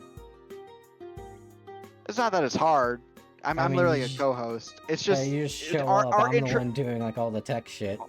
our interests are so different when it gets into the stream topics that it bothers me, and I just don't want to be here and constantly cause issues.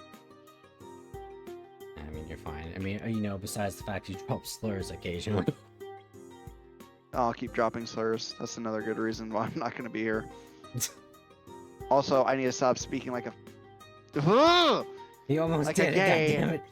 Like a gay. I need to stop speaking like that because I hate this fake goddamn accent so much. Well, can you say like you don't talk like that with me for like the last 5 years? Even though I've heard your actual accent. Yeah, It doesn't sound gay. Even though you've heard my actual accent on multiple occasions, I don't like using the other accent. I really hate it. I really, Just say really then. hate it because I have Then to don't. mask everything I fucking say, and it's not fun. Because I have to raise my fucking voice a whole octave so I can actually sound like this instead of how I actually fucking sound, and it's really upsetting. And even then, the octave doesn't come across my mic because it's a shitty mic that's, 5 years old now, 6 years old now, something like that. I mean, you never really Oh, yeah, had to, no. like, change your voice around me. Unless you're doing like the VTuber thing where you change your voice for the sake of identity. I mean, it's a bit of a sake of identity, and also the fact that I have to cover my own ass. Because I work in a subsect that I cannot... I have to cover my ass. Where blackmail could be used against you. Yeah, and that's why all the blackmail you got is not blackmail. It's just a fact I'll admit. He doesn't want like a fucking, what was his name? Count Dankula. Count Dankula on the Thugs Shaker Central Minecraft Discord server. Or I mean, I guess the better way to say is a War Thunder moment. Oh god, that's another thing too. I deleted my War Thunder account because I don't want to deal with that. It's gone. Understandable. It is to the winds of time. I'm done with it. Watching you go Hell. back saying you're playing it is like watching the battered wife say they're gonna go back to them. It really is. Because I don't enjoy the game. Because I know it takes too much of my time.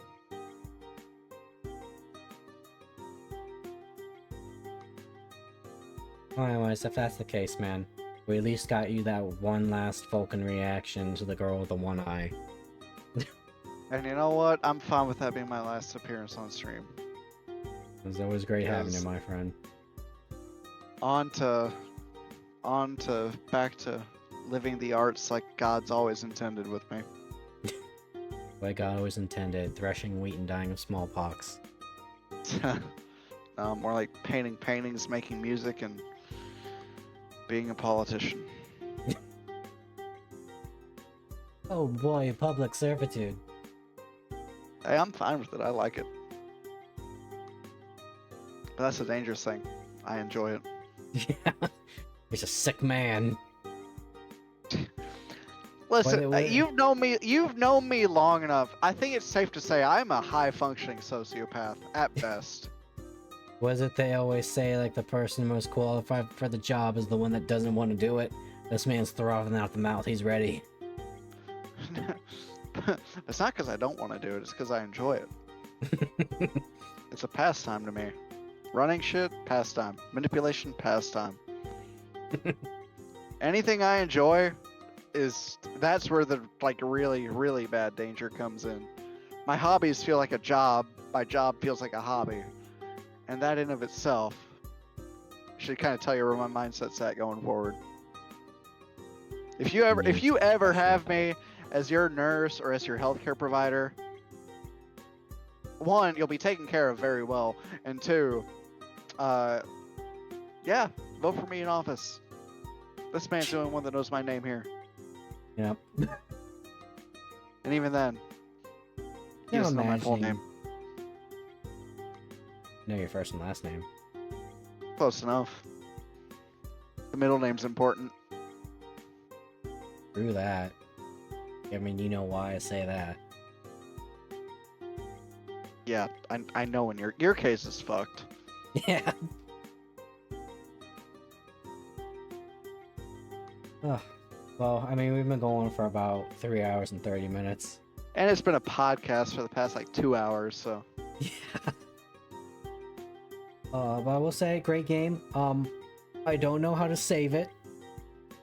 So I'll figure that out after I end the stream. Let me just go over here.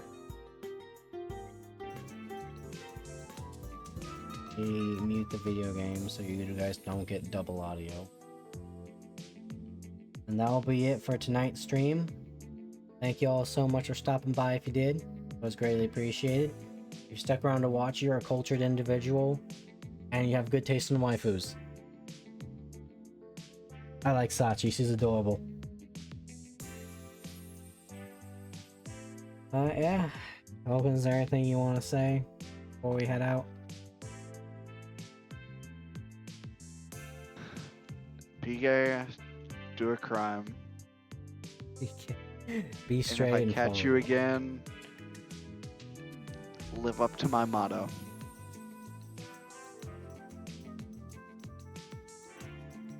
Hey, if you see him again, you best pray to God and run. Take care, Pray to everybody. God, have your cross, and run away. Bye-bye. Take care.